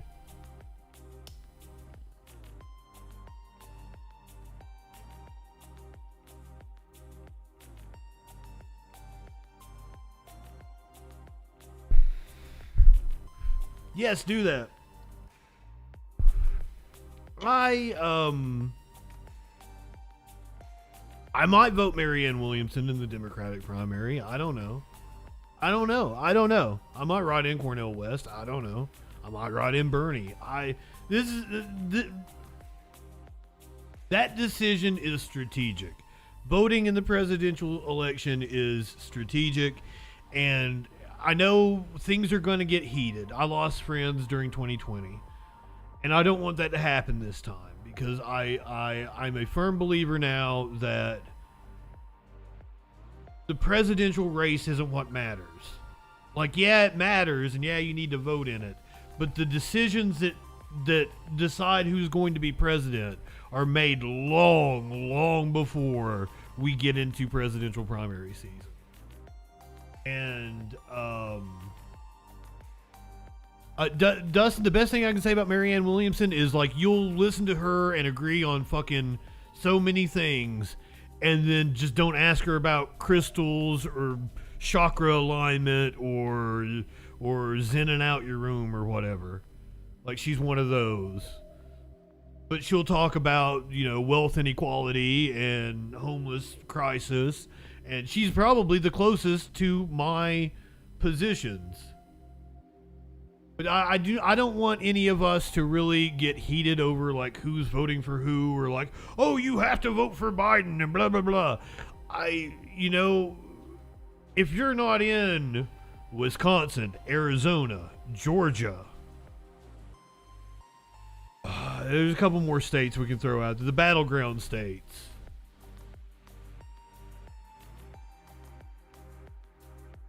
Well, though that Dustin, that wasn't exactly what I was talking about. I hate her so much now. I've always hated. I probably hate her less now than I did in 2016.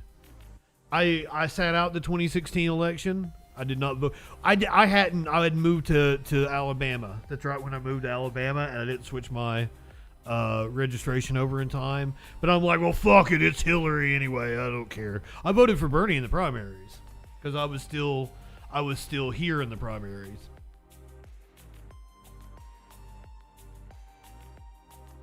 So, and the primaries matter far more than the general, and as Democrats are nominally leftists, or nominally people on the left, we don't really have a primary option this year. Our primary vote is more of a protest vote.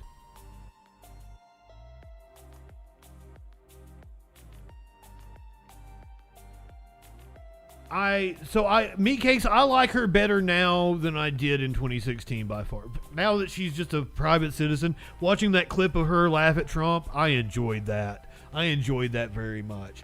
And I also think Hillary Clinton is a shrewd legal mind, and I was absolutely for the idea of putting her on the Supreme Court. I'm cool with that. She can be a justice. My thing is that it's not that I don't want people to vote. It's that I don't want people to assume that the presidential vote is the end-all be-all.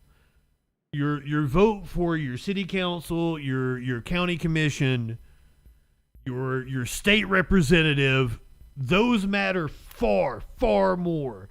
And getting involved locally with your local whatever party suits you the most. If you've got a strong Green Party, if you've got a strong DSA, get involved with them. If not, get involved with your Democratic Party. That matters far more. Your vote on the presidential level ultimately doesn't matter unless you're in one of those few battleground states.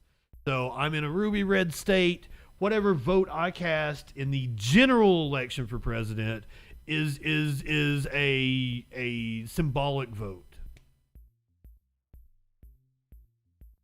I would not encourage people to vote for Cornel West if you're sitting in Wisconsin. I don't actually want. I don't know what I would do if I was sitting in Wisconsin and I had to make that decision. And I don't want to. I'm not going to hold it against anybody if they make the decision not to vote for Biden. I would encourage you to, though, if you're sitting in a state that could possibly go for Trump, simply because it's a vote against Trump. And it's not so many people, well, Joe Biden's not going to do anything. Well, Joe Biden didn't come through with student loans, blah, blah, blah. You're not actually voting for Joe Biden. You're voting for a coalition. And a coalition, you want to vote for the coalition that's closest to what you represent. And God, I was watching a video earlier and I heard somebody, it might have been Rebecca Watson, talking about, it was Rebecca Watson. She was going, because it was about the, no, it wasn't Rebecca Watson. It was Leisha Miller. She's a lawyer. And she was talking about the rise of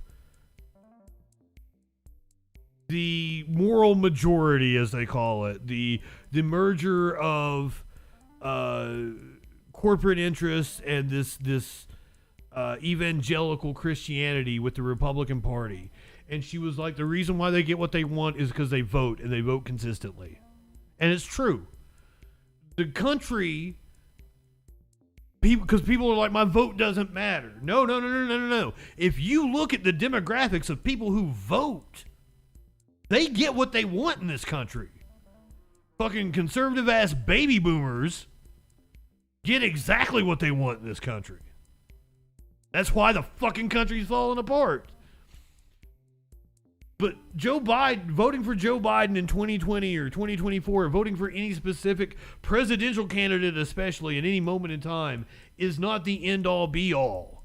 It's a concerted effort. And if you're ever feeling down, I know I'm up on a soapbox now, but if you're ever feeling down about like where we're at, I will say, I got into politics 23 years ago.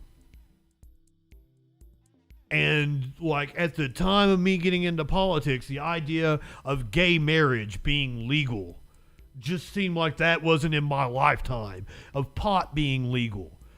I never fucking thought that I would be able to go down the road and buy marijuana legally. And I do it. I do it quite regularly. So, I mean, Joey, good evening. That's exactly right. Biden isn't going to appoint judges that are going to ban books and abortion. So that's the clear. I mean, that's one. Living through the moment in time in politics is one of the reasons why I have come to the position I have. It would have been better for Hillary Clinton to have been president in 2016, and perhaps I should have done more to make that happen.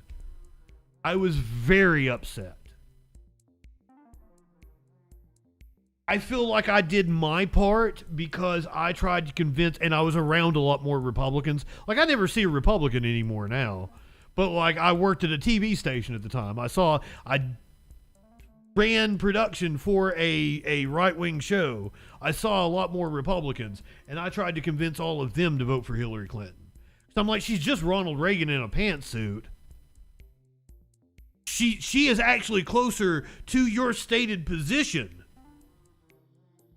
So if you're not voting for Hillary Clinton over Donald Trump, it's something about this. It's just this team mentality. You're just on the side of the Republicans. Nix, if I had it to do over again, I probably would have voted for Hillary. Wouldn't have mattered. I was in a ruby red state then as well. If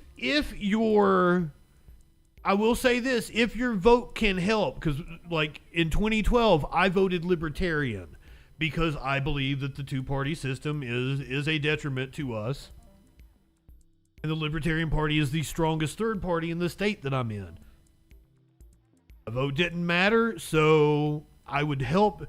My vote mattered far more to the Libertarians because it helped get them to thresholds for being able to get on stage.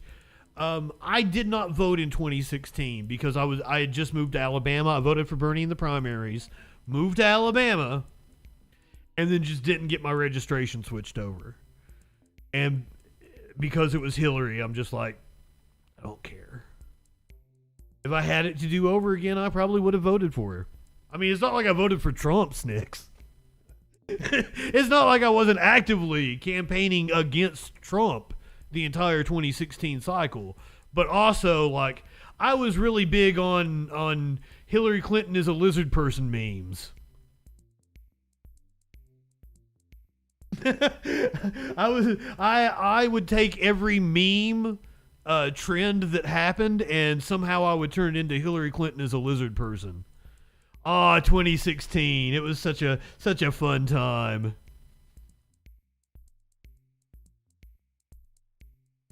Yes, Richard, but the Libertarian Party is the strongest third. I couldn't vote Green Party. There's no Green Party here. So that was the reason. So I don't want anybody in our community to get on to people about who they're going to vote for. I think we're all on the same page. We're all intelligent enough to know the nuances of that decision. It's very dependent on where you're at in which state, if you're in a battleground state, how the Electoral College is going to shake out. The primaries are far more important, but we don't really have that decision this time. I would encourage you to go and vote for the furthest left candidate that you can in the primary, just as a protest, as a symbolic vote. Show where your priorities lie. So we good going forward with the election. Like, we're not going to have any fights in the chat, right?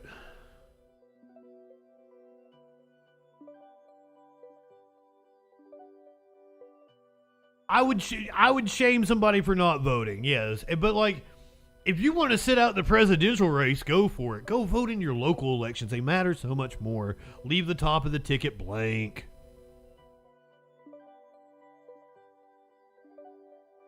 And that's another thing, because only local matters. That's one of the reasons why Democrats lost seats in New York. People thought it was safe, so they didn't come out. So it's a catch-22. You got to take your local elections seriously. I'm all over the place now. I'm rambling. Why are you guys letting me ramble? I'm not high enough for this shit. We gotta make fun of Marjorie Taylor Greene. Lashes out at the CDC director, says that she does not want her staff to be educated. Checks out. That totally checks out. Vaccine cards were widely required in Democrat. Let me pull it out to YouTube here. In Democrat-run cities all over the country, basically to become a member of society.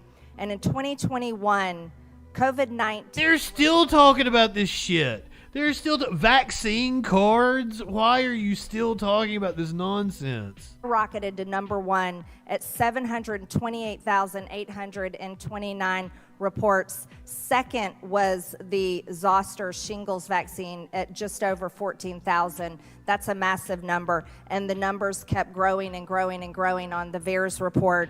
I'd also like to talk to you about how much money the American taxpayers were forced to pay Pfizer and Moderna for vaccines. The government paid Pfizer and Moderna in 2020, 2021, and 2022. Pfizer received $15.27 billion. Moderna received $9.9 Nationalize them. billion. Nationalize them. Return on the American taxpayers' investment.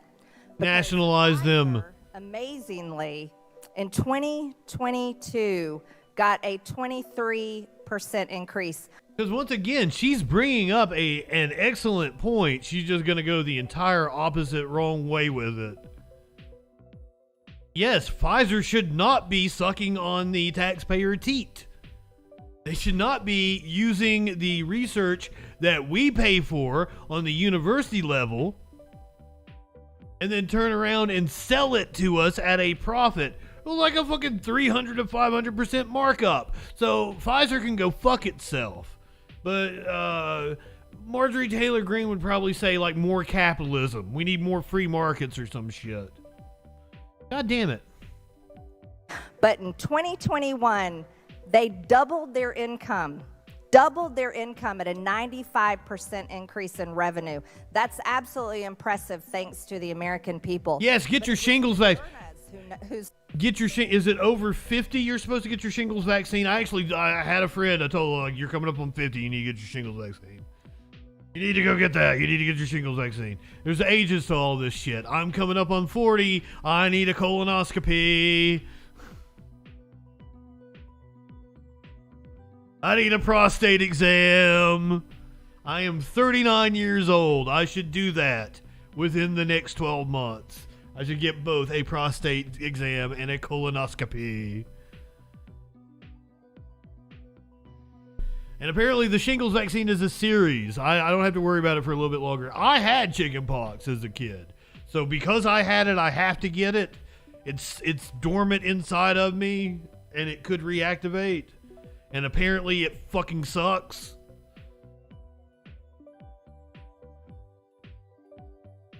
Yes, so yeah, I'm glad we're reminding each other. And ladies, if you're out there, mammograms, be self-testing. What is it, like every fucking 3 months or something? You're supposed to self-exam. You're supposed to go every 2 years and get a mammogram. Ladies, be getting on that. We want everybody to be healthy. As long as we're doing it. Let's go ahead. If you're sexually active, go get your ass on PrEP. If you're sexually active, go get your ass on PrEP. Doesn't matter if you're straight, gay, bi, fuck anything that moves. Go get your ass on PrEP.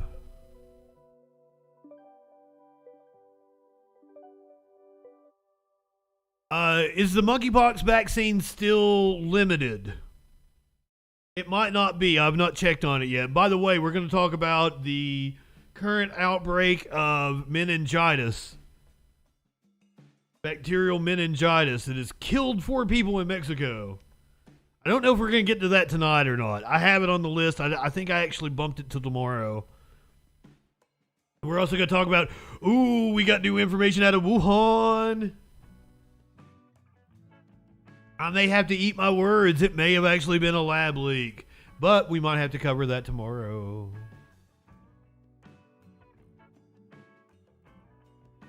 I think I've done a good job of parsing my words correctly to where I've been like, it's possible it could be a lab leak, but as of right now, what everybody says, it looks like it's zoonotic.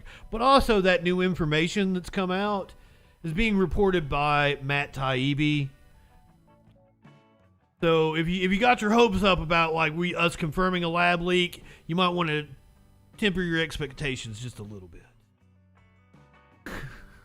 Tadpole, it's a once a month self-exam. Snicks, thank you, and you're probably delayed over on the YouTube. Consider coming over to Kick. Apparently everybody digs it. You guys, throw out some emotes. I got some of my emotes up. PrEP is the HIV drug. If you are sexually active, get on PrEP. It stops the spread of HIV. Let me give you the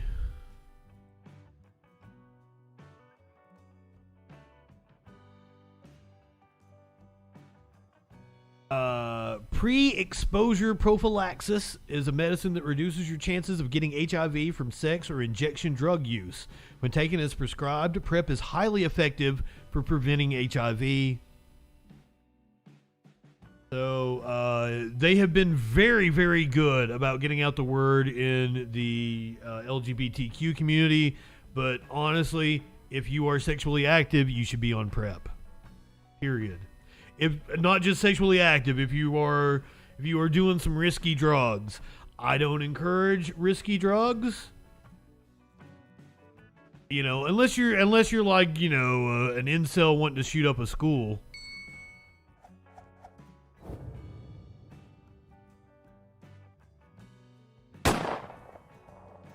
If you're doing some risky drugs, though, you should also go get on PrEP. Now, I would hope Marjorie Taylor Greene, who is, hey, some people like their Red Wings. I'm not gonna kink shame around here. You live in sexual anarchy. I would hope that Marjorie Taylor Greene, who is apparently very sexually active, is on PrEP, and her partners are on PrEP. Those numbers were astounding. Moderna increased their revenue in 2020, had a 1,238% increase in revenue. In 2021, they got a 2,200% increase in revenue, thanks to the... God, that's some Steiner math right there. Where's it at? Oh. You take your 33 and a third chance, minus my 25% You got a 66 and 2/3% chance of revenue. The American taxpayer, where money got funded into these big pharmaceutical companies for these vaccines. It's quite impressive, though, that Pfizer worldwide... Oh, I'm sorry, Fuzzy Face. ...went from at $190 billion. I have a friend, and boy, does he like to fuck, and the number of kids he has shows it. The older they get, the more time you'll be able to sneak away. God, I did not see my friend for like 10 years there, but now he's got 3 of them, but they're all, like the one's a teenager now, or getting to be a teenager. And now I can play video games with him all the time and shit, because he's got like kids to watch the other kids and It's nice. It's nice. Apparently he gets to sneak away and gets him a little nookie. Right there towards the beginning of 2021 and skyrocketed at the end of 2021 to $330 billion worldwide. That's quite impressive thanks to the American taxpayer and thanks to the CDC director, Dr. Walensky, who said that vaccines were safe and effective. Well, they are safe and effective. On behalf of all the pregnant women, not people, as you call them, to quote you on August 11th, 2021, CDC encourages all pregnant people, it's women, by the way, who are thinking about becoming pregnant and those breastfeeding to get vaccinated to protect themselves from COVID-19. Why is that such a bother? Why does that trigger her so bad? Yes, clinically, are women not people? Is people not an inclusive category of women? Jesus. This has also been ignored. The amount of miscarriages and stillbirths that increased drastically due to your advice to get vaccinated. Pregnant women again, not people. I want to know where that data came from. About the tragic stories of myocarditis and many other things. But my question for you today, Dr. Walensky, is now that you're going to... Now, with the myocarditis, we can go ahead, we can point to it. Maps perfectly to COVID cases. So the myocarditis doesn't start with the vaccine rollout in January. It starts back in June when we see a rise in COVID cases across the country. You see a rise in myocarditis cases, and it starts going down when we get the vaccine. So the data actually proves that it was COVID causing the cases of myocarditis to go up. And you would expect some issues with a vaccine which mimics the virus that it's meant to treat. So having a rare case of someone developing myocarditis from a vaccine that mimics that symptom is to be expected. So I would assume if that data is correct, because she just held up a chart that I don't know where that data came from, and it looked absurd. But if there was a rise in miscarriages and stillbirths, it was probably commensurate to COVID and not the vaccine. And the vaccine probably contributed to bringing the numbers back down. That was the issue with myocarditis. I don't know that to be the deal with stillbirths. I don't even know her data to be correct. Going to be leaving the CDC pretty soon. What job are you going to take? Are you going to be on the board of either Pfizer or Moderna? I bet. Because you've done one hell of a job at making sure that they've made a lot of money. Would not surprise me. And I yield back. Thank you for that question. Maybe first I will comment that CDC is not responsible for the purchase of vaccines, so I can't speak to all of the economics that you spoke to. I do want to talk a minute about the vaccine adverse event reporting system. So that system is intended for any person who has gotten a vaccine, if they have an untoward event after that vaccine, whether or not is related to the vaccine, they report. It is intended to have an over-reporting. All of the not all, most of the vaccines that were being given, I remember we gave 676 million doses of the vaccine. Any adverse event, if you got hit by a truck after you got your vaccine, that was reported to the vaccine adverse event reporting system. We at CDC have a responsibility to comb through every single one of them, to review the medical charts and to see if they are related. It is the case that the vaccine doesn't prevent being hit. Ms. Walensky, I'll reclaim my time. You did nothing about that and continued to push vaccines. That's what the American people care about. We review all of the things that come into the vaccine adverse event reporting system. I'd be happy to have our staff educate your staff on the work. I don't want my staff educated. You should educate the American people about what you've done of 1.5 million reports, because they feel like you've done nothing and continue to say safe and effective. Maybe I will just close by saying I don't have plans after I step down. Thank you. I would not. I mean, MTG asked a very good question there, because she probably is going to sit on a board of some pharmaceutical company or some medical company. But that's it. That is run-of-the-mill corruption for capitalism. That is not a particular. That is not Walensky being uniquely corrupt.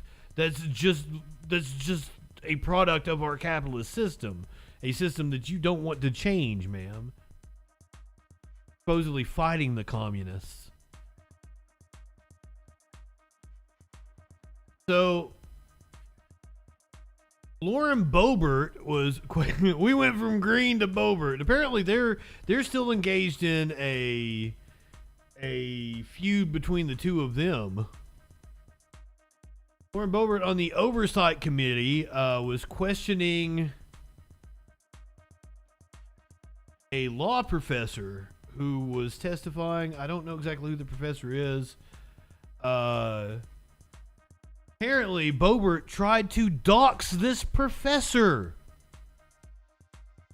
Per day had their property misclassified as a wetland and were prevented from building their family home.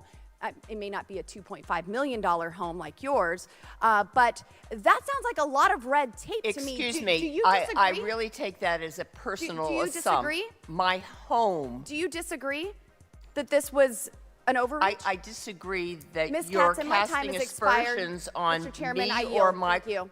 The lady's time has expired. Boebert.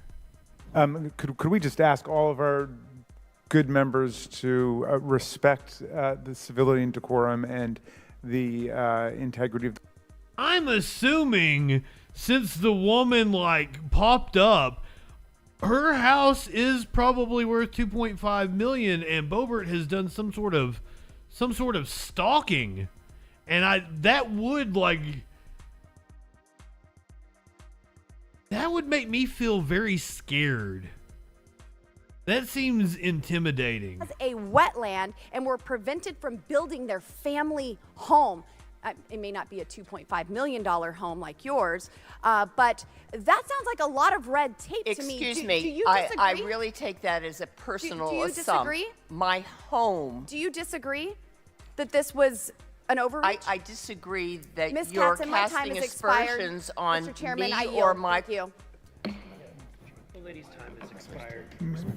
Mr. Chairman, could we just ask all of our good members to respect the civility and decorum and the integrity of the witnesses who've come forward at their own expense to testify before. Thank you, us Jamie today. Raskin.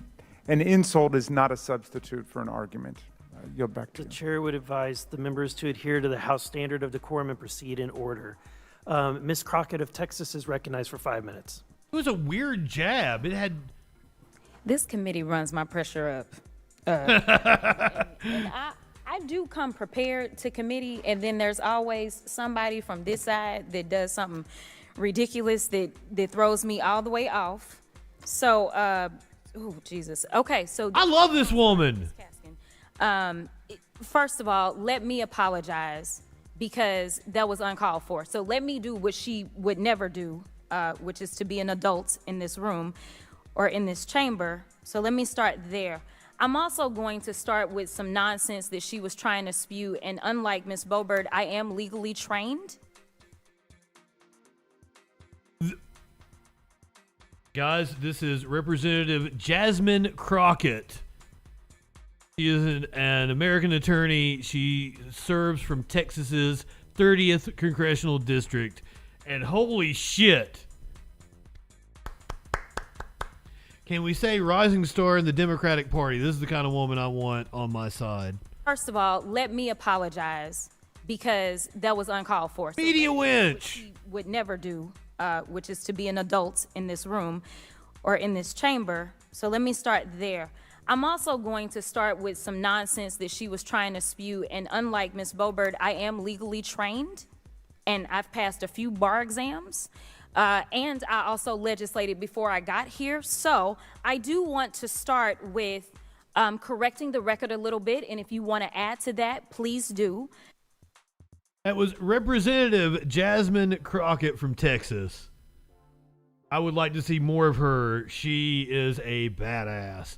Put Lauren Boebert in her place. I told you earlier when I was running down the stories we were going to talk about. We have a story about a total fucking creep who was apparently standing naked in their house, harassing children in the neighborhood. Now, do you think this was a drag queen? Do you think this was a trans person or any member of the LGBTQ community? If you guessed Republican politician, you'd be right. Some election news to tell you about, and quite frankly, we have never seen an election issue quite like this one. Yeah, we never have. A candidate for the Babylon Town Council bearing it all on the campaign trail, literally. The candidate posing behind the screen door of his house and just a few feet from his campaign sign gets naked. Kevin Sabella Sr. is 63 years old, a financial advisor and a church member who for the past 2 months has... Well, there you go, church member.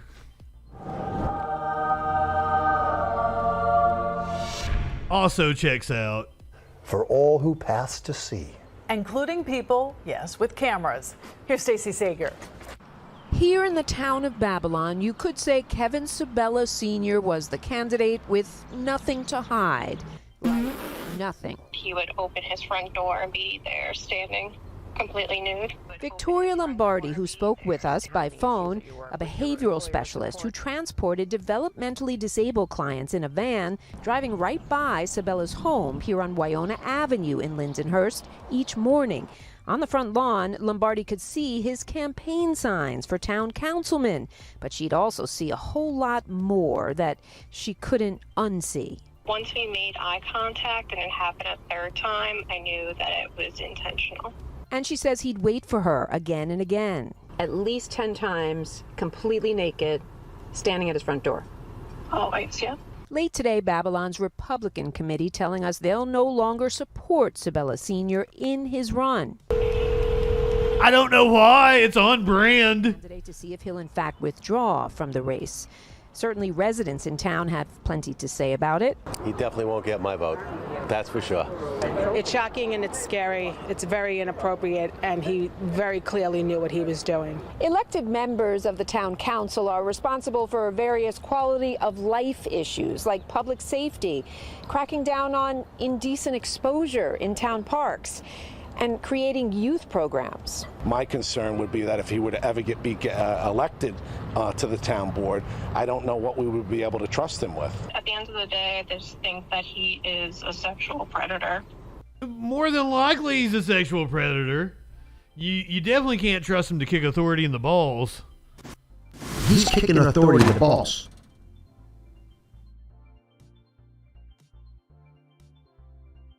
Clearly, he's an exhibitionist, and I do not want to kink shame anybody, but like, if you're an old dude running for city council, you probably shouldn't do that. Fuzzy face, go ahead, light one up, tip one back. It's all right to have a little fun before you hit the sack.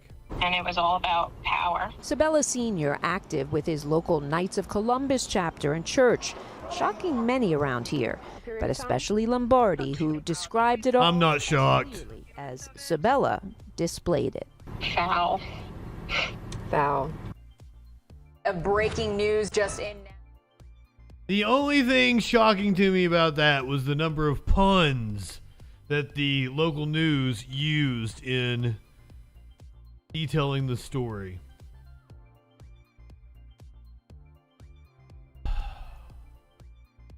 But we have had right-wingers all whipped up into a fever pitch about the scourge of trans people and drag queens that are coming for your kids. Whipped them into a frenzy. So much so that I have to do stories like this, which is gonna piss you off. I'm sorry I have to do this, especially during Pride Month. A 9-year-old's gender questioned in gobsmacking track and field incident. A man at Kiwanis track meet insisted on seeing documentation proving my daughter was born a girl, the mom said.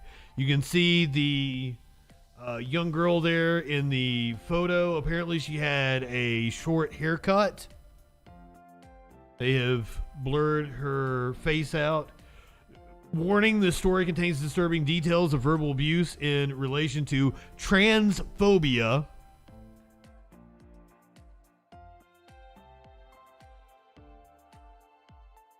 They say the incident occurred during a track and field meet at the Apple Bowl Stadium in Kiwanis, British Columbia, organized by the Central Okanagan School District for elementary school students. Heidi Starr said her daughter, who is cisgender and just has a pixie cut, was preparing for a shot put contest when a man approached a parent volunteer, pointed to the 9-year-old, and, mistaking her for a boy, questioned why a boy was participating in a girl's event.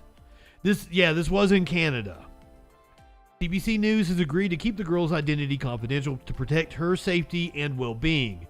As my daughter was preparing to get up and throw, a man came out of the crowd, stepped forward, and walked towards a parent volunteer and said, "This is a girls' event. Why are boys throwing?" Starr said she then intervened and corrected the man, whose granddaughter was also participating in the event. Then the gentleman started insisting that I provide documentation in the form of a certificate proving that my daughter was born a girl.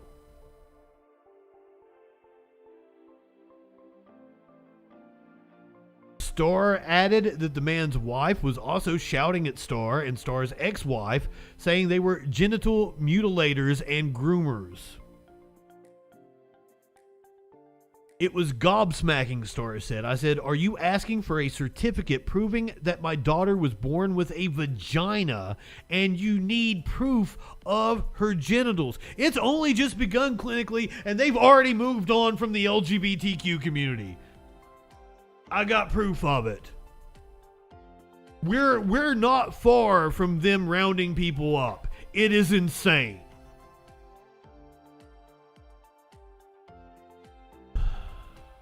And that's Heidi Starr with her daughter and partner.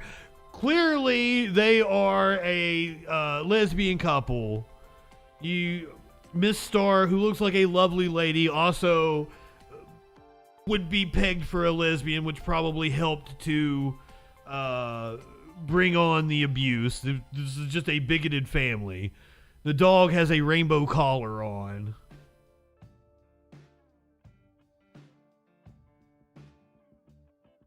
Starr said several parents asked the man to leave, but he refused and left with his wife and granddaughter at the end of the event. In a statement to Kiwanis news outlet Castanet on Tuesday, the man denied yelling at the Starrs and their daughter. He said he asked the parent volunteer whether the event was co-educational, but hadn't asked whether the girl was transgender. As I was walking away from the official, a woman said, "I'm her mother," and she was yelling and swearing at me and offering if I want to see the girl naked or if I want to see her genitals, he said in a statement. I said, "No, the certificate is okay." That's all I said. I never pointed to another girl and said she's obviously trans. That is a big lie as well. Holy shit.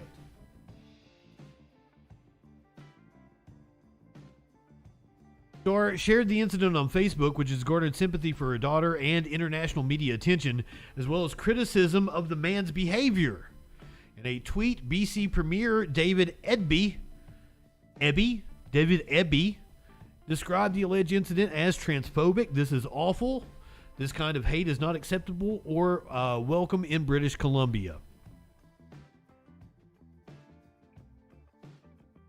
Thur said her daughter embraces inclusivity towards individuals of diverse gender identities, having been raised by lesbian parents and having transgender teachers and coaches. But that the incident also deeply affected the girl, I'm sure. She was physically vibrating. She was sobbing. She was in and out of tears all day till bedtime that day. Carrie Starr, Heidi's ex-wife, said the incident occurred a week before the girl's 10th birthday. I think she's risen above it and become stronger, but not to say it's not going to affect her in some capacity forever. In a statement, School District 23 Superintendent Kevin Cardle said the district is taking action to prohibit the couple from entering its schools and attending its events in the future. We expect that adults who are invited to celebrate student success govern their behavior and conduct themselves with the civility and respect we expect from students. In other words, could you be a fucking adult? The couple, particularly the gentlemen, were belligerent, and they were asked to stop what they were doing and leave the area, and they were reluctant to do so. I understand I was not on the call and our principal listened, but that certainly doesn't condone the behavior and doesn't necessarily believe that the person's version of events reflects what we've discovered in our investigation. So even the school is calling bullshit on his version of events. I know, clinically, I know. That's why so many people stay in the closet for so long. And that's why pride is so important.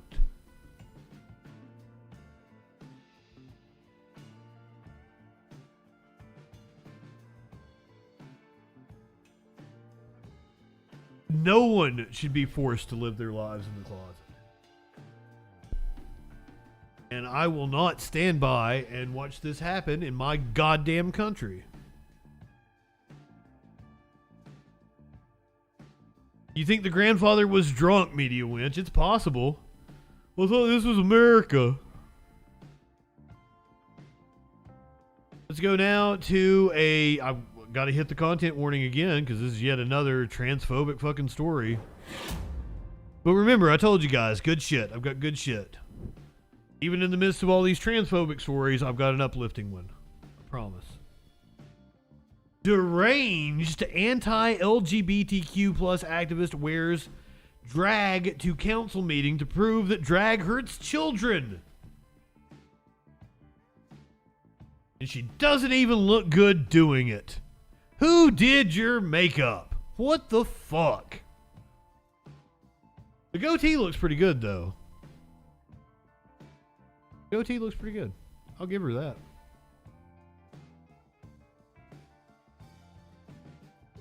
So this is a St. Charles woman. Where was this at again?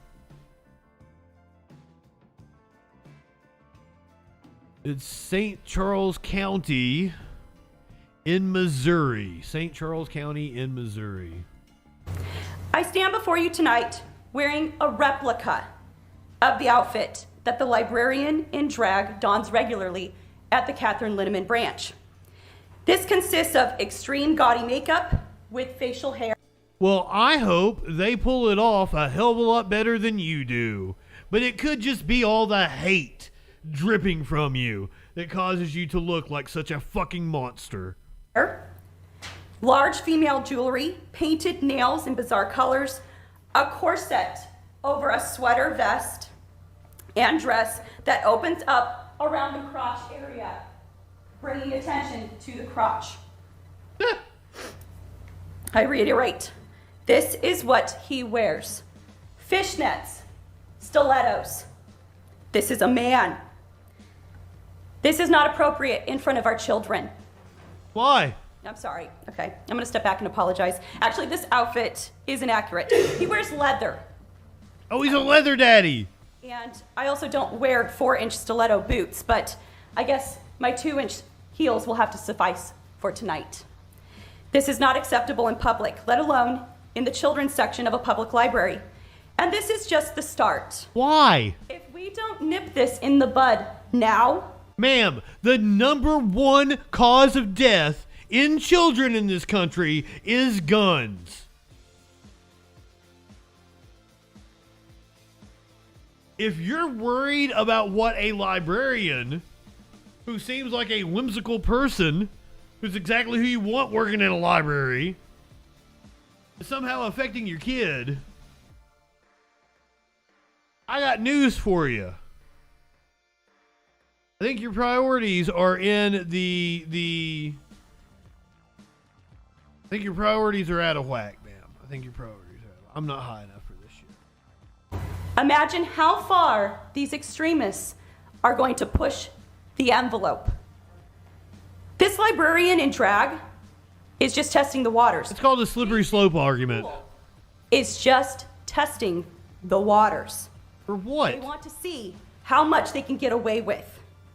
And then they will do it again and again and again and again. Fucking St. Jude does amazing work. Are you going to allow the Shriners do amazing work. Are you okay with people pushing sex? Yeah. You want to fucking help some children? I just named 2 organizations that do an amazing job of helping children. Go volunteer your time for either of them.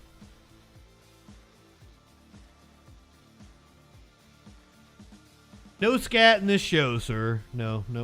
Sexual expression, not only on adults, but planting it right where the children are. There's nothing wrong or illegal with establishing a public standard dress. So here in the land of the free, we're going to establish a public standard dress. A public standard dress. Here is a full body shot of her looking very proud of herself. I love the post. Totally handling this non-issue like a normal adult would.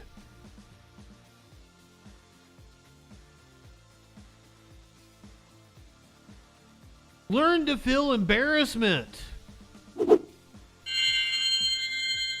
The Ronald McDonald charity. I hate McDonald's with a passion, but the Ronald McDonald charity is fucking legit.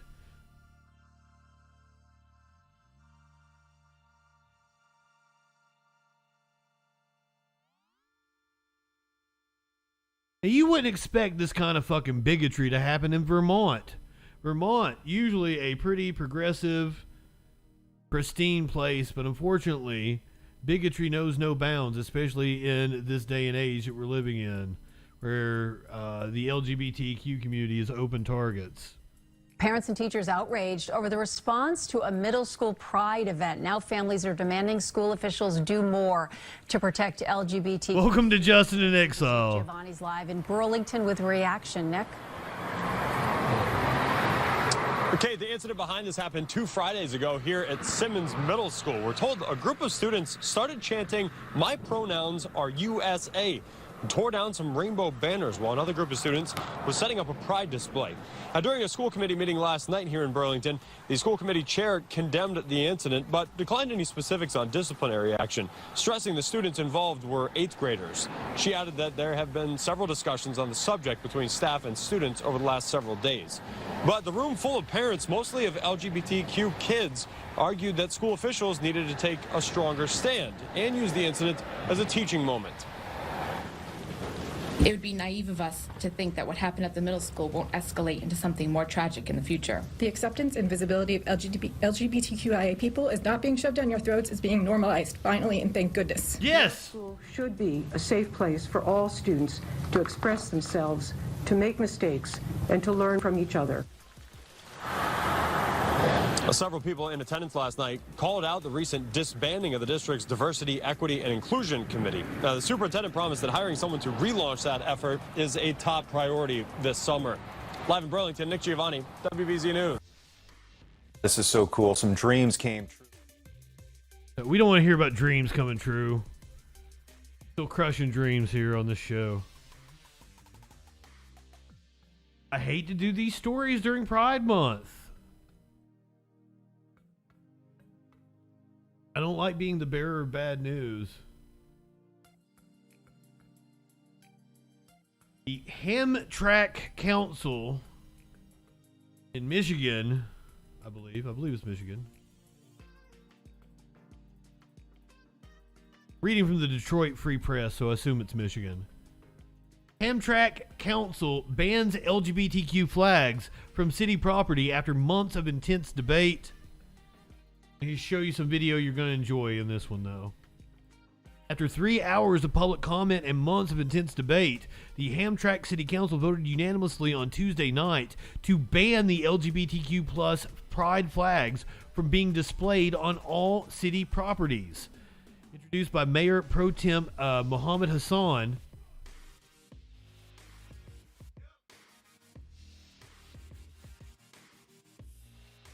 I'm sorry to pause on that name, and it has nothing to do with any kind of Islamophobia or anything. Mohammed Hassan was a wrestler in the WWE.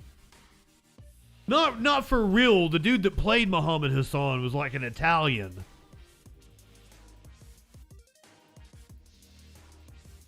But Mohammed Hassan was a character in the WWE. And it just kind of took me aback there for a second. They fired him for no reason. They really shouldn't have fired him. It wasn't his fault what they did. The day of the London bombing, Mohammed Hassan, the Muslim character, attacked The Undertaker with a bunch of guys in black masks. I think they choked him or some shit. It was portrayed as a terrorist attack. The day of the fucking London bombing. But they still aired it. So like it was taped the day of the London bombing. But they still aired it that coming Friday or the next Friday. Even though they had taped it. Then they fired the dude that played Mohammed Hassan. Yeah, it is ramping up because it's Pride Month. And because the right wing has been building to this. It's just been a fever pitch of right-wing fucking Nazi talking points. Introduced by Mayor Pro Tem Mohammed Hassan, the resolution also prohibited the display and flying of flags with racist and political views. Before the vote, Hassan, he's just like, nobody can have any flags. No, none of you. Let's just no flags. We'll make it easy on everybody.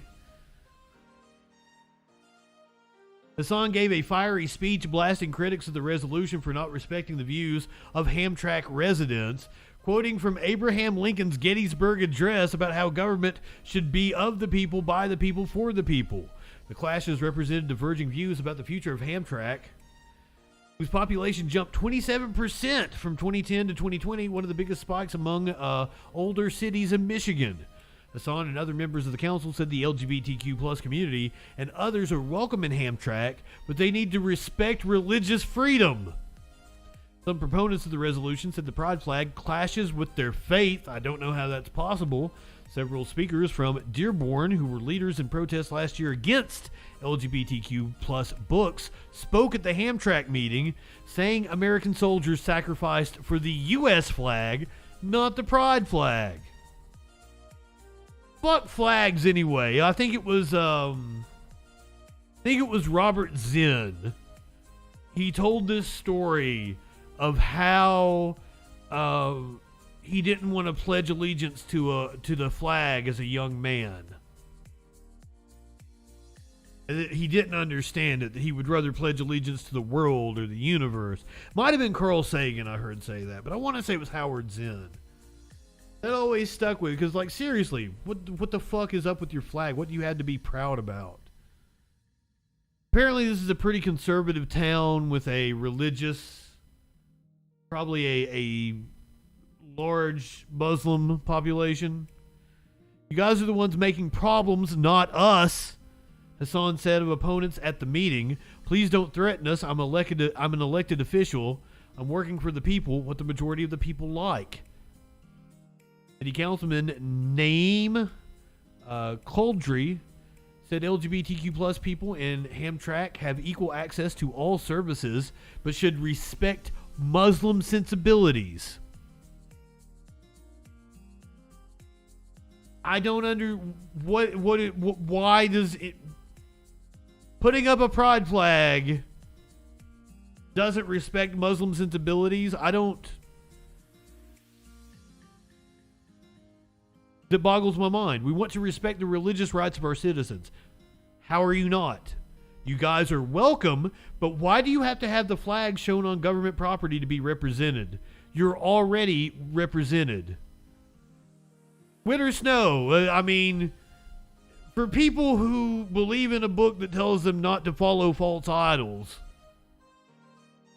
they should. But then again, you know, once again, appeals to fascism are usually appeals to symbols and identities. You guys are welcome, but why do you have to have a flag shown on government property to be represented? You're already represented. We already know who you are. By making this about bigotry, it's making it like you want to hate us. Amtrak Mayor Amir Ghalib said, "We serve everybody equally with no discrimination but without favoritism. Those people who accuse me of hating them, half of my boards and commissions are either LGBTQ or supporters," Ghalib added. "I never fired anybody who belonged to the LGBTQ." Council's move may block Amtrak's Human Relations Commission chair, Russ Gordon, from raising the LGBTQ+ flag on a city sidewalk next month, which he said earlier he was planning to do again like he did last year. There is a fantastic video associated with... Hold on, let me find the video here. We will watch this because some of the protesters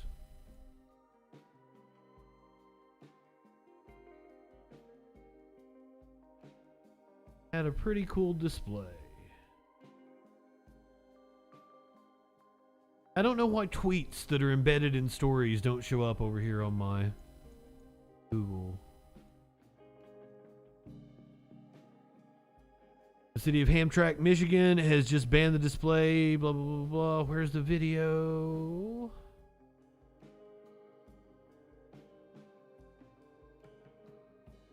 They're doing play-by-play here. Okay.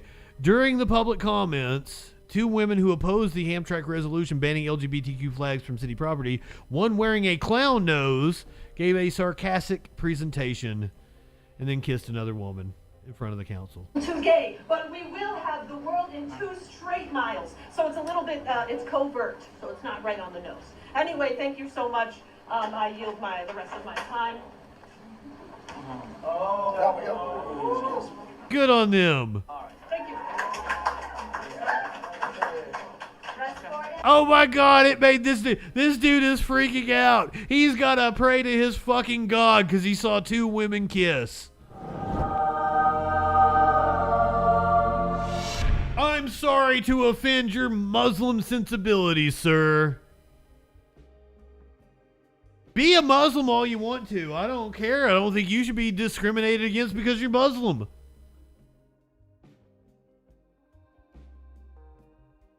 But I don't give a fuck about your religious sensibilities. Just like I don't give a fuck what Christians find sacred or sacrilegious. All nonsense.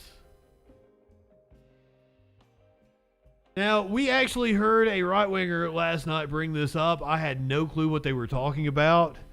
And I was like, that don't sound right. There's got to be more to that story. But apparently they were correct. There was indeed a topless trans woman at the White House during a Pride event, which, cool, I'm down with it. The White House isn't very down with it, though, it would appear. The White House says an activist who took top off at Pride celebration won't be invited back. The White House announced a woman who took her top off during an event on the South Lawn over the weekend would not be invited to future events.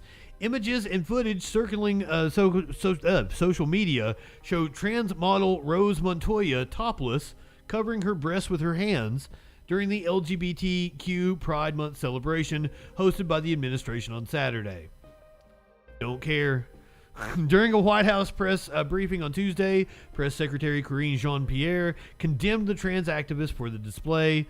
The behavior was simply unacceptable. We've been very clear about that, Jean-Pierre said.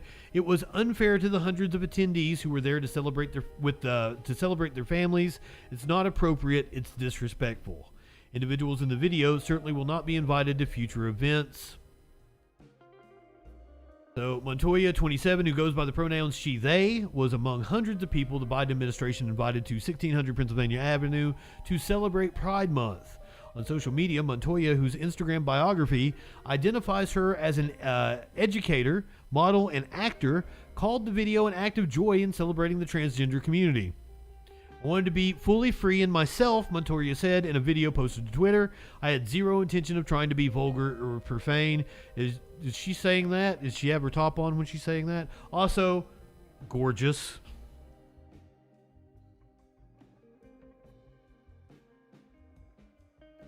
Conservatives are trying to use the video of me topless at the White House to try to call exactly, Richard, the community groomers, etc. And I would just like to say that, first of all, going topless in Washington, D.C. is legal. And I fully support the movement in freeing the nipple, because why is my chest now deemed inappropriate or illegal when I show it off? However, before coming out as trans, it was not. All you're doing is affirming that I am a woman. All you're doing is saying that trans women are women. Boom! For some reason, people like to sexualize women's bodies and say that they are inappropriate. My trans masculine friends were showing off their top surgery scars and living in joy, and I wanted to join them. And because it is perfectly within the law in Washington, D.C., I decided to join them and cover my nipples just to play it safe, because I wanted to be fully free and myself. I had zero intention of trying to be vulgar or be profane in any way. I was simply living in joy, living my truth, and existing in my body. Happy Pride. Good on her. I love her. We have been introduced to some badass women on tonight's show, and I'm here for it.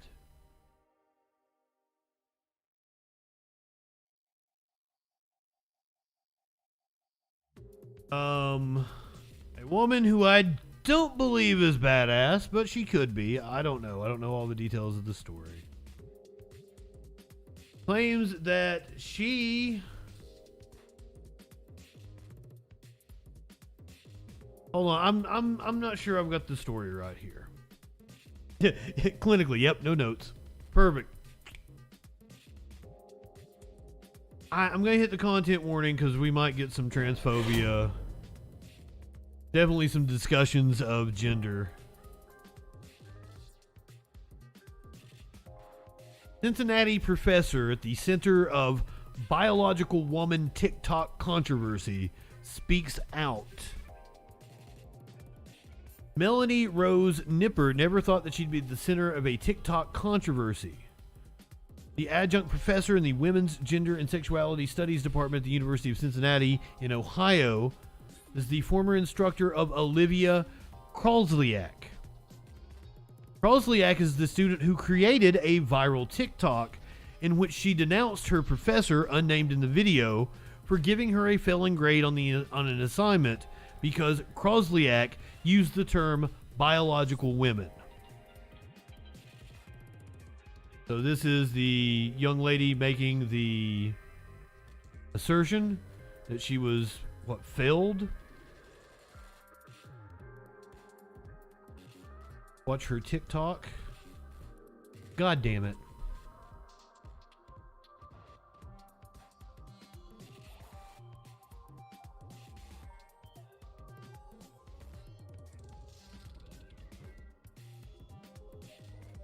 And here she is posting a bunch of right-wing nonsense.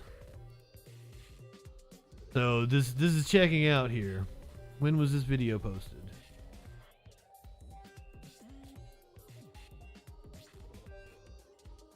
Okay, here it is. I got a 0 on a project proposal in my class because I used the term biological women, which is apparently not allowed anymore. She even said it was a good project proposal, but I got a 0 because I used this term. Hey, let me see for sure what is said. Olivia, this is a solid proposal. However, the terms biological women are exclusionary and are not allowed in this course as they further reinforce heteronormativity. You guys know what I mean. Heteronormativity. Normativity. Remember, this was like it was a gender studies class. Term is exclusionary and not allowed anymore, so. And I 100% know that this is like the most biased grade ever because my project is about transgenders competing in biological women's sports. How am I supposed to do my final project if I can't use the word biological women? But that's what my project is about. Sis. You can call him sis. I will see you in fucking. Oh, wow. Biological woman on her profile. This is just her wanting attention. Heteronormative. Thank you clinically with the phonetical pronunciation. Love you so much. It's a whole bunch of right-wing nonsense all over her TikTok. When I refuse to act liberal in my college classes. She's developing a following on TikTok, being anti-woke. See, here she is talking about Biden. I don't know what I'm talking about, and I never have. I never really have. And you guys have always been supportive of me. I don't know what I'm talking about, and I never have. I never. Wow. Wow. Let's hear what the professor has to say. The video has been covered by the New York Post, News Nation, and Fox News, the incident offering a platter of America's culture war issues, transgender rights, free speech, and leftist professors. In an interview with the Inquirer at a cafe in the city's Oakley neighborhood, Nipper said she cried when she watched the video and saw the ensuing publicity. It's a lot, right? Nipper said. It's a lot to handle. In the TikTok, Krosliak alleged that she was given a failing grade on a proposal for her gender and pop culture course. She planned to write a paper in which she would argue that trans athletes competing in women's sports were taking opportunities away from biological women. Nipper confirmed the sequence of events Krosliak shared, saying the assignment was one part of a 3-part project, and her review of the idea in Krosliak's language was a routine element of her duties as a professor. Every final project proposal has to be approved by the instructor. Eventually, according to Nipper, Krosliak asked to focus on a different topic, with Nipper even offering to extend the deadline. Afterward, Nipper was informed by the Office of Gender Equity and Inclusion that Krosliak had submitted a freedom of speech claim, which is a complaint any student may submit if they believe a faculty member violated the University of Cincinnati's free speech policy. Asked about the investigation into Krosliak's complaint, Bluzette Marshall, the Vice President of Equity, Inclusion, and Community Impact at UC, responded, "We don't comment on active investigations." Although Nipper said she agrees classrooms should be places for debate and discussion, that ends when you are intentionally or unintentionally participating in a systematic harm of some kind. She cited transphobia and white supremacy as examples. Similar incidents had occurred in the past. Nipper, who has taught at UC since 2021, when students use an outdated terminology, Nipper said she feels it is necessary to correct those mistakes. Not a 0 for the course, Nipper clarified, a 0 for an assignment. I will happily regrade. You are not going to have any late penalties. But always, Nipper said, she underlines why a rewrite is necessary. This is unacceptable based on the community, the marginalized individuals that are at stake, and also the foundations of the course. Studies about trans athletes have yielded different results. Trans women elite athletes, their extra percentage relative to female physiology, published by the University of Otago professor Allison Heather last year, referred to inherent male physiological advantages that lead to superior athletic performance. The Canadian Centre for Ethics in Sports reviewed all scientific literature published between 2011 and 2021 in English documenting trans participation in athletics. They found that available evidence indicates trans women who have undergone testosterone suppression have no clear biological advantages over cis women in elite sports. Maynard, what? He's just been yelling for some reason in there. Like, he's got his own room. The other two are right here. Maynard's in there in his own room just yelling at something. Terms like biological female are rejected by the major medical groups representing doctors and psychiatrists. Gender is part of a spectrum and goes beyond biology, those groups argue.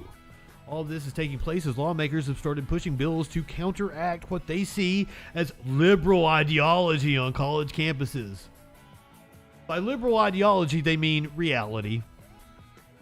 Ohio Senate Bill 83, for example, requires colleges to not endorse or oppose as an institution any controversial belief or policy. Nipper repeatedly mentioned SB 83, saying it, coupled with increased anti-academia discourse, has created a chilling effect and limits the future. Other academics, friends, peers that I've had from a variety of different cohorts feel they'll be able to have in this country. And that is correct. And that's exactly what this is meant to do.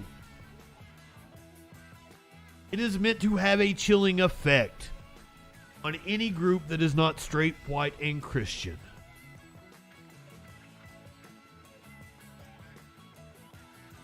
Or any group that group considers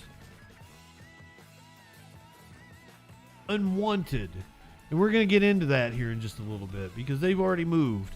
They've already moved on from the LGBTQ community.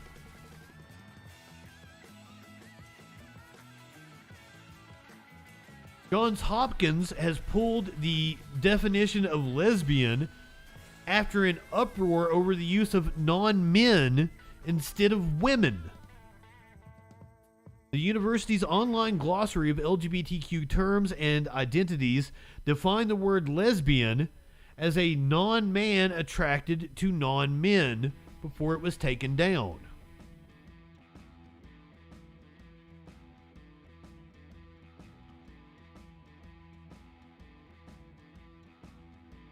You guys see a problem with that? A definition seems to work.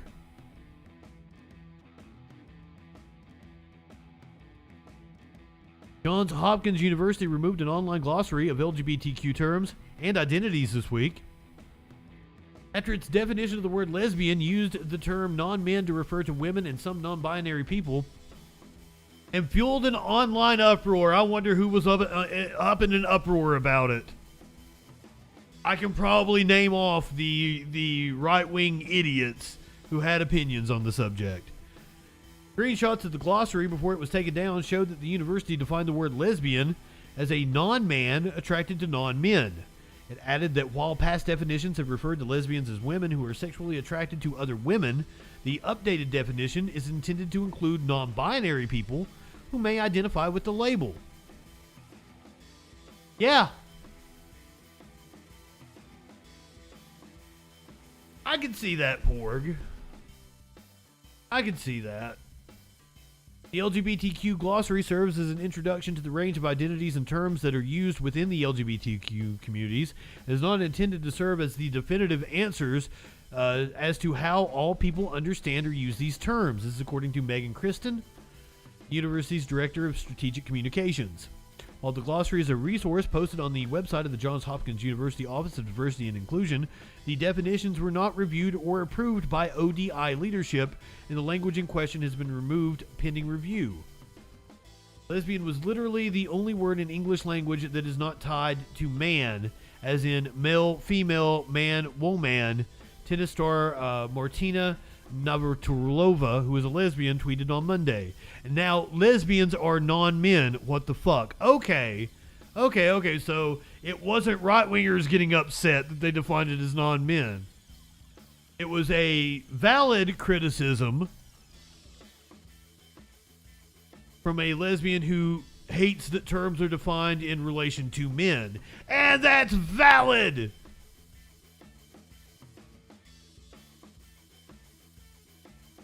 See, I didn't see it from that perspective at first. That's what I was wondering exactly what was wrong with it.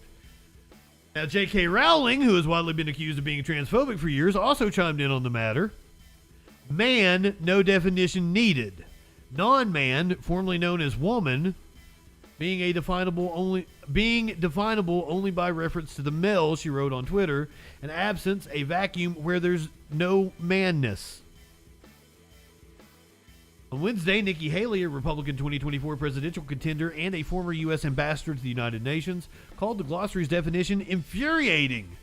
Weeks after she suggested that transgender girls in sports are leading to suicidal ideation in teenage girls. Oh my God, that comment was disgusting. You're right, Dustin, but saying that's wrong is not constructive feedback. I don't know what the definition seemed fine to me, but then you point out women don't need to be fined in relation to men. Yes, that's true. Absolute fuck. Agreed. The word woman or woman, kind of absurd. Female. I don't understand the terms male and female. The war on women has to stop, Haley wrote.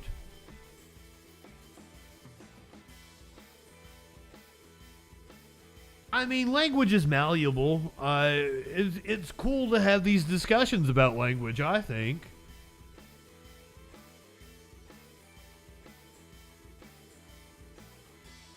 I'm down with it. I'm not down with bigots, though. It's an attack on women. Ooh. Go fuck yourself.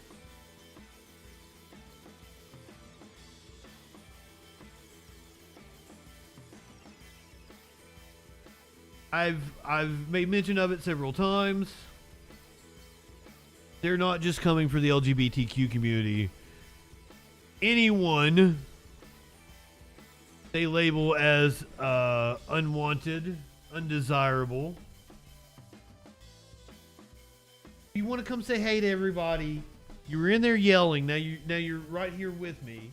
You want to come say hey? It's Maynard, so it's hard to grab him. Hey, you want to get up here? See, he went running when I tried. He was not impressed.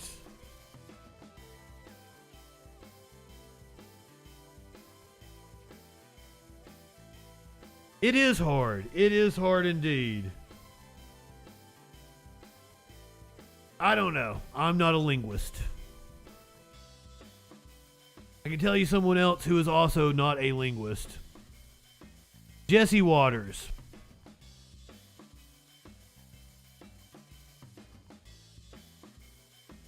They are demonizing and dehumanizing the LGBTQ community. Now they are dehumanizing the homeless community. We're not far from them rounding up people. Gavin's now at maybe midfield, but he has to understand. I'll get you the Maynard emote. That was another one of those that Kick said was too big. Get you a Maynard emote. We'll get all the emotes worked out. Maynard's not impressed with fucking Jesse Waters.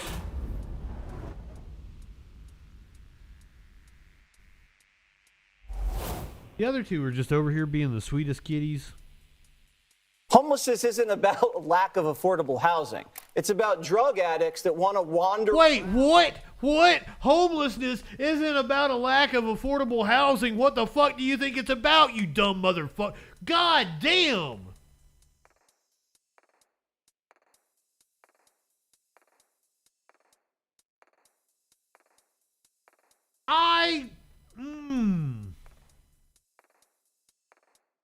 Homelessness isn't about lack of affordable housing. It's about drug addicts that want to wander around and live in tents on the sidewalk. And so you can't coddle antisocial behavior. You can't subsidize antisocial behavior. You have to stigmatize it. You can't celebrate. I would like to point out to Jesse Waters that it's like something like 3 out of 4 homeless people, if you give them houses, turn their lives around and become productive members of society. Like, this is fucking fact. We've done studies on it. It is cheaper to just give homeless people houses. He framed it as some fucking choice. God damn. The sidewalk. And so you can't coddle antisocial behavior. You can't subsidize antisocial behavior. You have to stigmatize it. You can't celebrate people. You think homelessness isn't stigmatized? 4 kids with 4 different men who are dressed like trash and make them out to be some sort of cutting-edge heroes. You have to call them what they are. These are people that have failed in life and they're on their deathbed. And if we're not honest about it, we're never going to fix this problem. Holy fuck, that was more Nazi than I was even expecting. Jesse Waters just said these people are on their deathbed. Says who?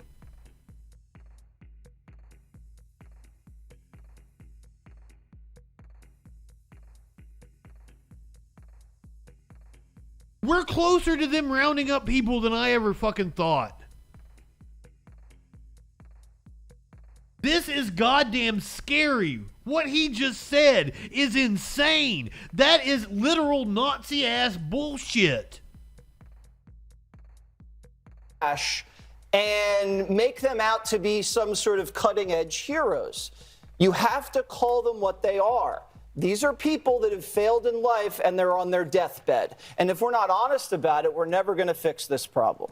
Gavin's now at maybe midfield, but he has to understand.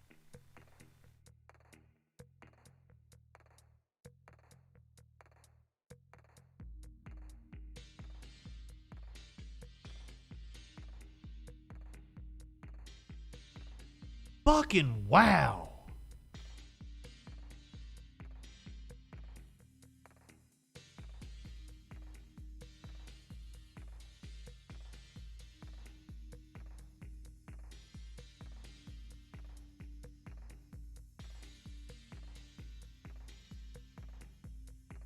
Jesus. I just fucking Jesus.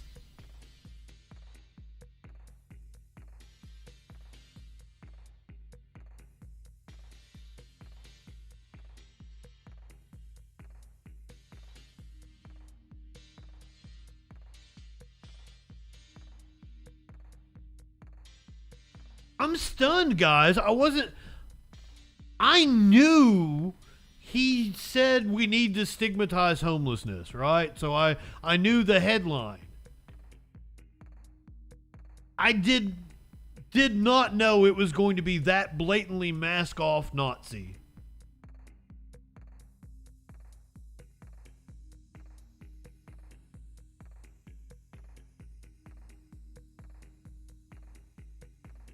Harrison Ford, the star of Indiana Jones, was asked his thoughts on the whole punch a Nazi uproar. Should you punch a Nazi? Harrison Ford, Dr. Indiana Jones, what do you have to say? In terms of real life resonance, Indiana Jones has taken on this elevated symbolic significance in recent years because we've actually seen, bizarrely, proliferation of actual real life Nazis parading around, and some of them are getting punched. So what I want to know is, would the ultimate Nazi puncher, Indiana Jones, would he support these people doing the punching?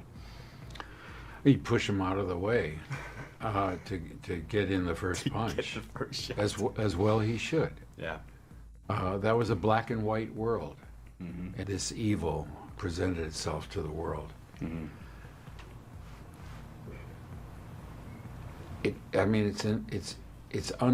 It's incalculable that this vision of evil not be confronted. In terms of real life resonance, Indiana Jones. So, you heard it straight from the man's mouth.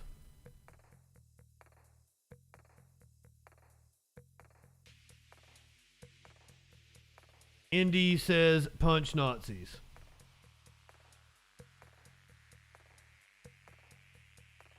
Do with that what you will. I had more. We were gonna get into cop stories and stuff. I can't do it. I can't do it tonight. I knew I put too much shit. We're gonna do the cop stories tomorrow. Wrap it up with just a couple more here, and then I'll give you your animal video. The incel community was so sad that researchers studying it felt bad. Misogyny is a product of the incel community rather than a few select individuals. Recently published research analyzing a popular discussion board for involuntary celibates, commonly known as incels, is providing new insights into the online community's misogynistic views. The study, led by Michael Halpin, an assistant professor of sociology at Dalhousie University, examined more than 3.6 million comments on the website incels.is. After collecting a database of popular misogynistic terms such as Becky, a derogatory term for a white woman, and noodle whore, a term used to demeaningly refer to Asian women. God damn! Wasn't expecting that one. Researchers aimed to determine how frequently incels make misogynistic comments while discussing amongst themselves online. Published in the journal New Media and Society earlier this month, the study found that 82% of comment threads and 81% of users' post histories contained at least one of the terms.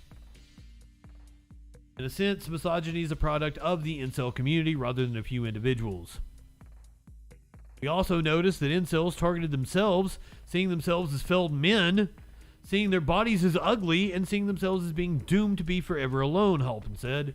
The way they talk about themselves made most of us on the research team sympathetic to a degree because it is quite depressing.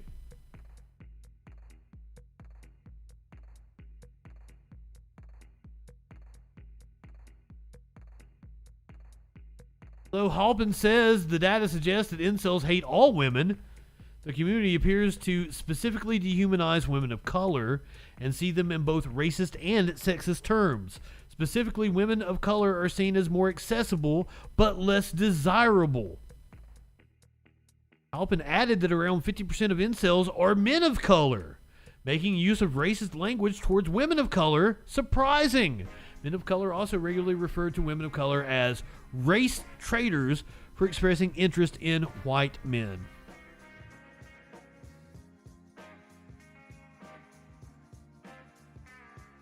They were so sad that researchers started to feel sympathy for them.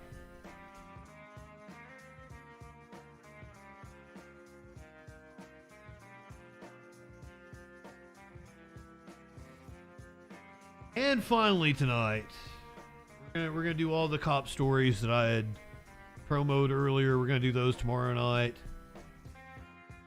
along with new information out of Wuhan and a fungal meningitis outbreak in Mexico. We'll talk about all that shit tomorrow. We're gonna talk about how Garth Brooks has triggered conservatives. People finally had enough. Conservative country star skewers Bud Light and Garth Brooks at CMA Fest.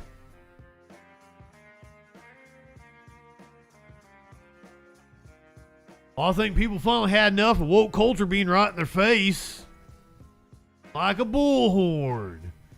This is John Rich from the band Big and Rich, who condemned woke culture. We get so many orders for Bud Light at Redneck Riviera right now. It's crazy how many people want to drink that. No, it's not happening. Actually, Bud Light was our #1 selling beer from day one when we opened Redneck Riviera back in 2018. When the whole thing broke with Bud Light and their new marketing campaign, instead of throwing it out, I said, you know what? Let's let the customers decide. I'm curious if they're going to. What marketing campaign? They sent a can of beer to a TikTok or Instagram influencer. I don't even remember what Dylan Mulvaney is now. Most of us had never even heard of her before you guys got up. You got upset because Bud Light sent a can to an influencer, and you guys have made so much content off of this, off of the bigotry of your fans. Because what in the fuck did Bud Light actually do that's so offensive? I continue ordering the number one beer in my bar. Let's just see what they do. There are restaurants using child labor. Fucking KFC in Louisville, Kentucky was caught using child labor. You guys aren't boycotting KFC. And yeah, Dustin, that's one of the several people have done great stories on this, how there's some people that know how much Anheuser-Busch gives to Republicans that are like, wait a minute, we might not want to be bashing them. It has been fantastic for right-wing influencers that aren't actually involved in the politics and just ride the waves of bigotry. But Anheuser-Busch is a hardcore Republican company and donates to Republican causes, and several politicians are going to be wondering where that money is come next election cycle. Well, 5 or 6 days go by, and my general manager calls me, says, well, we've sold a total of 0 Bud Lights. I said, well, how much Bud Light are we sitting on down there? He said 118 cases and 8 kegs. What do you want me to do with it? I said, nobody's buying it. He goes, nobody. They won't touch it. I said, well, call the distributor and have him come pick it up. Now, motherfucker came in here and called me a sheep earlier. And I guess by proxy, all of you sheep as well. But, I mean, what in the fuck can you point to that all of us are just going to all of a sudden stop drinking a beverage we've all been drinking? Just because right-wing media told them to. It's absurd. So it's the first time, I think, in history that a beer truck took beer out of a bar instead of dropping it off at a bar. But that's what happened. I think people finally had enough of woke culture being right in their face like a bullhorn every time they turn around. You know, at the end of a day, hard-working day, you want to have a cold beer. That's like your reward for working hard all day. The last thing any man or woman wants is to have culture slammed right up in their face. They just don't want that. And so they rejected it. You're a country singer. It's all you fucking do. Rejected it wholeheartedly, and we moved on to other beers. We brought in Yingling. That's been a great addition to our bar. A lot of people drinking that. They just put their dollars somewhere else, and I can tell you we have not lost one nickel of business since taking Bud Light out of our bar. So there's your answer. Didn't actually mention Garth Brooks, though. Didn't actually mention Garth Brooks. Did they even bring him up in this story? Oh, wait a minute. Here we go.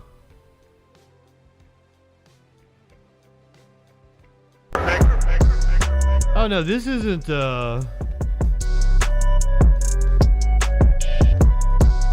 I am back. Rodrance for our Black and White Network. Well, we've seen a lot of celebrities go woke over the years. And of course, we've chronicled the very public. And Garth Brooks is woke now. Dylan Mulvaney fiasco, the boycott involving that, the loss of billions upon billions of dollars involving that fiasco of them wrapping their loving arms around a biological man that's going out there and acting like he's a young girl. I still don't understand the correlation between beer over 21 and somebody that's acting like they're under 18. That's very strange, and that's just... She's not acting like she's under 18. Leave politics out of beer, and it has cost, last we checked, around Bud Light, around $30 billion in value. They're no longer the number one selling beer in the country. That is Modelo. That has taken that. Is Modelo also made by fucking Anheuser-Busch? Entertainers have been very critical of Bud Light, saying they would not be selling their products at their concerts. Kid Rock, John Rich, Travis Trent, many of them. Travis Trent. Famed country star Travis Trent. Guys, do you guys remember Travis Trent's famous song? Here's a nickel. Call someone who cares. Test saying we will not be selling their products. Of course, Kid Rock shot up the beer. Very vividly. Son, Kid Rock shot up a hell of a lot of shit before he made that video shooting up the beer. And very publicly. Well, enter in Garth Brooks, who has decided he is wrapping his loving arms around Pride Month. And he's actually not. He just said we're just going to sell all beers at our establishment. He's opening a bar in Nashville, and he just says we're just going to sell every brand of beer. Everyone's welcome here. That was his statement. And right-wingers are losing their goddamn minds over it. Of course, everybody that is not in support of Bud Light, well, you're an asshole. That's right. Garth Brooks is slamming, we just talked about Cracker Barrel, turning its back on its demographic. The very people that help build his brand, Garth Brooks' brand, he has decided to come out and publicly slam these people. And he is telling you, he is opening a brand new bar. He is telling you, go somewhere else. And probably a smart move on his part. You're not welcome. In fact, he did just come out and say you are an asshole. If you don't support Bud Light. No, he said if you're an asshole, there are plenty of other places. Ridiculous Pride Month. Ridiculous. Then he tells you exactly. It's a ridiculous Pride Month. It is crazy. Go out and get ridiculous with your Pride friends. You never want to sell another record again. Is that where we're going? He's Garth Brooks, dude. Just like Disney, just like Bud Light, just like Target, just like Cracker Barrel. You can lose millions or billions of dollars. Sir, first of all, do you not know that Garth Brooks is retired? Garth Brooks doesn't make records anymore. Now, apparently, we're getting 5 new Chris Gaines albums, and I'm here for it because I liked Chris Gaines. Garth Brooks don't make records no more, sir. Garth Brooks' new bar will be selling, quote, every brand of beer when it opens. The country music crooner insisted in a new interview. The Friends in Low Places bar in Honky Tonk is still under construction as of now in downtown Nashville, Tennessee. I am so much better at this than he is. I want to be a place you feel safe in. Oh, here we go. I want to be a place where you feel like there are manners and people like one another. And yes, we're going to... We just heard earlier from Tyrus about how, like, where's decorum at? And now this dude is scoffing at the idea of manners. It's almost like Republicans don't actually have principles. It's just whatever suits them at the moment. Serve every brand of beer. We just are. It's not our decision to make. Of course it's your decision to make. It's your bar, is it not? Brooks told Billboard, our thing is, if you are let into this house, love one another. If you're an asshole, there are plenty of other places on Lower Broadway. So he just told you. He just told you. Bud Light, you're an asshole and go somewhere else. This dude just admitted he is an asshole. Brooks joins a handful of musicians who have taken the side on the Bud Light controversy after the beer giant sent transgender TikTok star Dylan Mulvaney a personalized pack of beer with the influencer's likeness as part of an ad for the company's March Madness contest. Angered customers have been boycotting all Anheuser-Busch products ever since. Chris Gaines is woke. Big and Rich's John Rich and Kid Rock have a different stance. 2 complete and total fucking idiots. Just like you, my friend. What are you again? Black and Black and White Network. This dude is a dumb fuck and has 57,000 subscribers.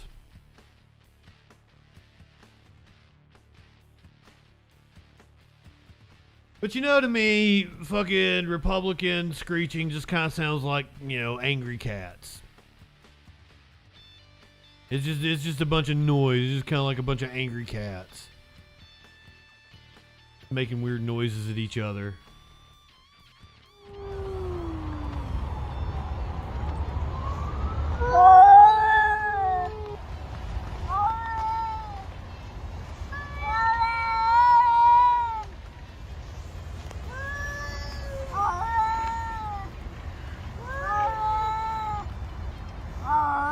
I was wondering if I could rile up my cats.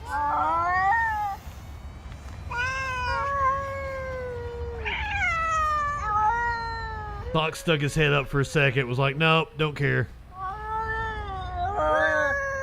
Hold on, Johnson.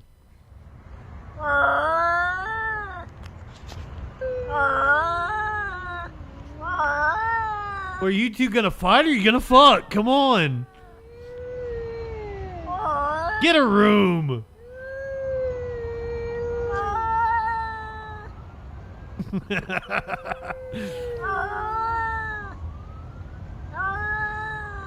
Neither one is budging.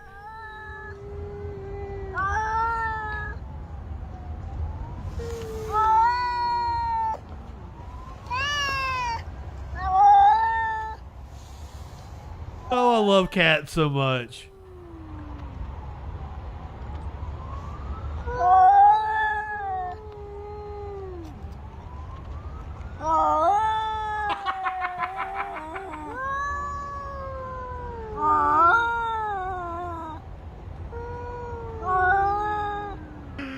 Oh God, it is about time for me to grind up my actual weed and have a bowl.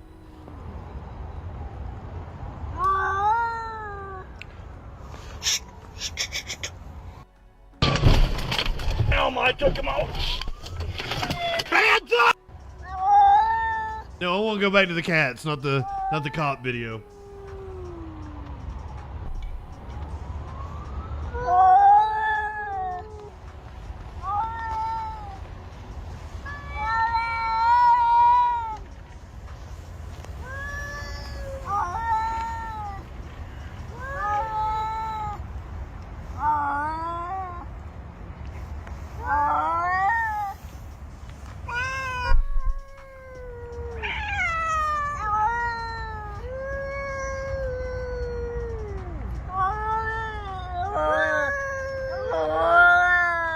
Remember, we are back to our regular schedule now. Gaming stream. I will go back to gaming if I get my Twitch back. I will use Twitch for gaming. Troll Patrol will be on everything else. Are you saying you're doing a gaming stream? If Chainsaw's doing a gaming stream, go watch Chainsaw. I'm gonna pee, smoke. No, probably not in that order. I'm gonna eat first. Pee, eat, smoke, and then I might kick my best friend's ass in Mortal Kombat. Or Injustice. We've kind of been floating. We were doing Mortal Kombat 11, and then after they announced 1, he's like, let's go back to 10. And then we played Injustice for a little while. But go ahead, light one up, tip one back. It's all right to have a little fun before you hit the sack. I'm JustinFREAKIN, and we will see you tomorrow night on the Troll Patrol live. Get your hands up now.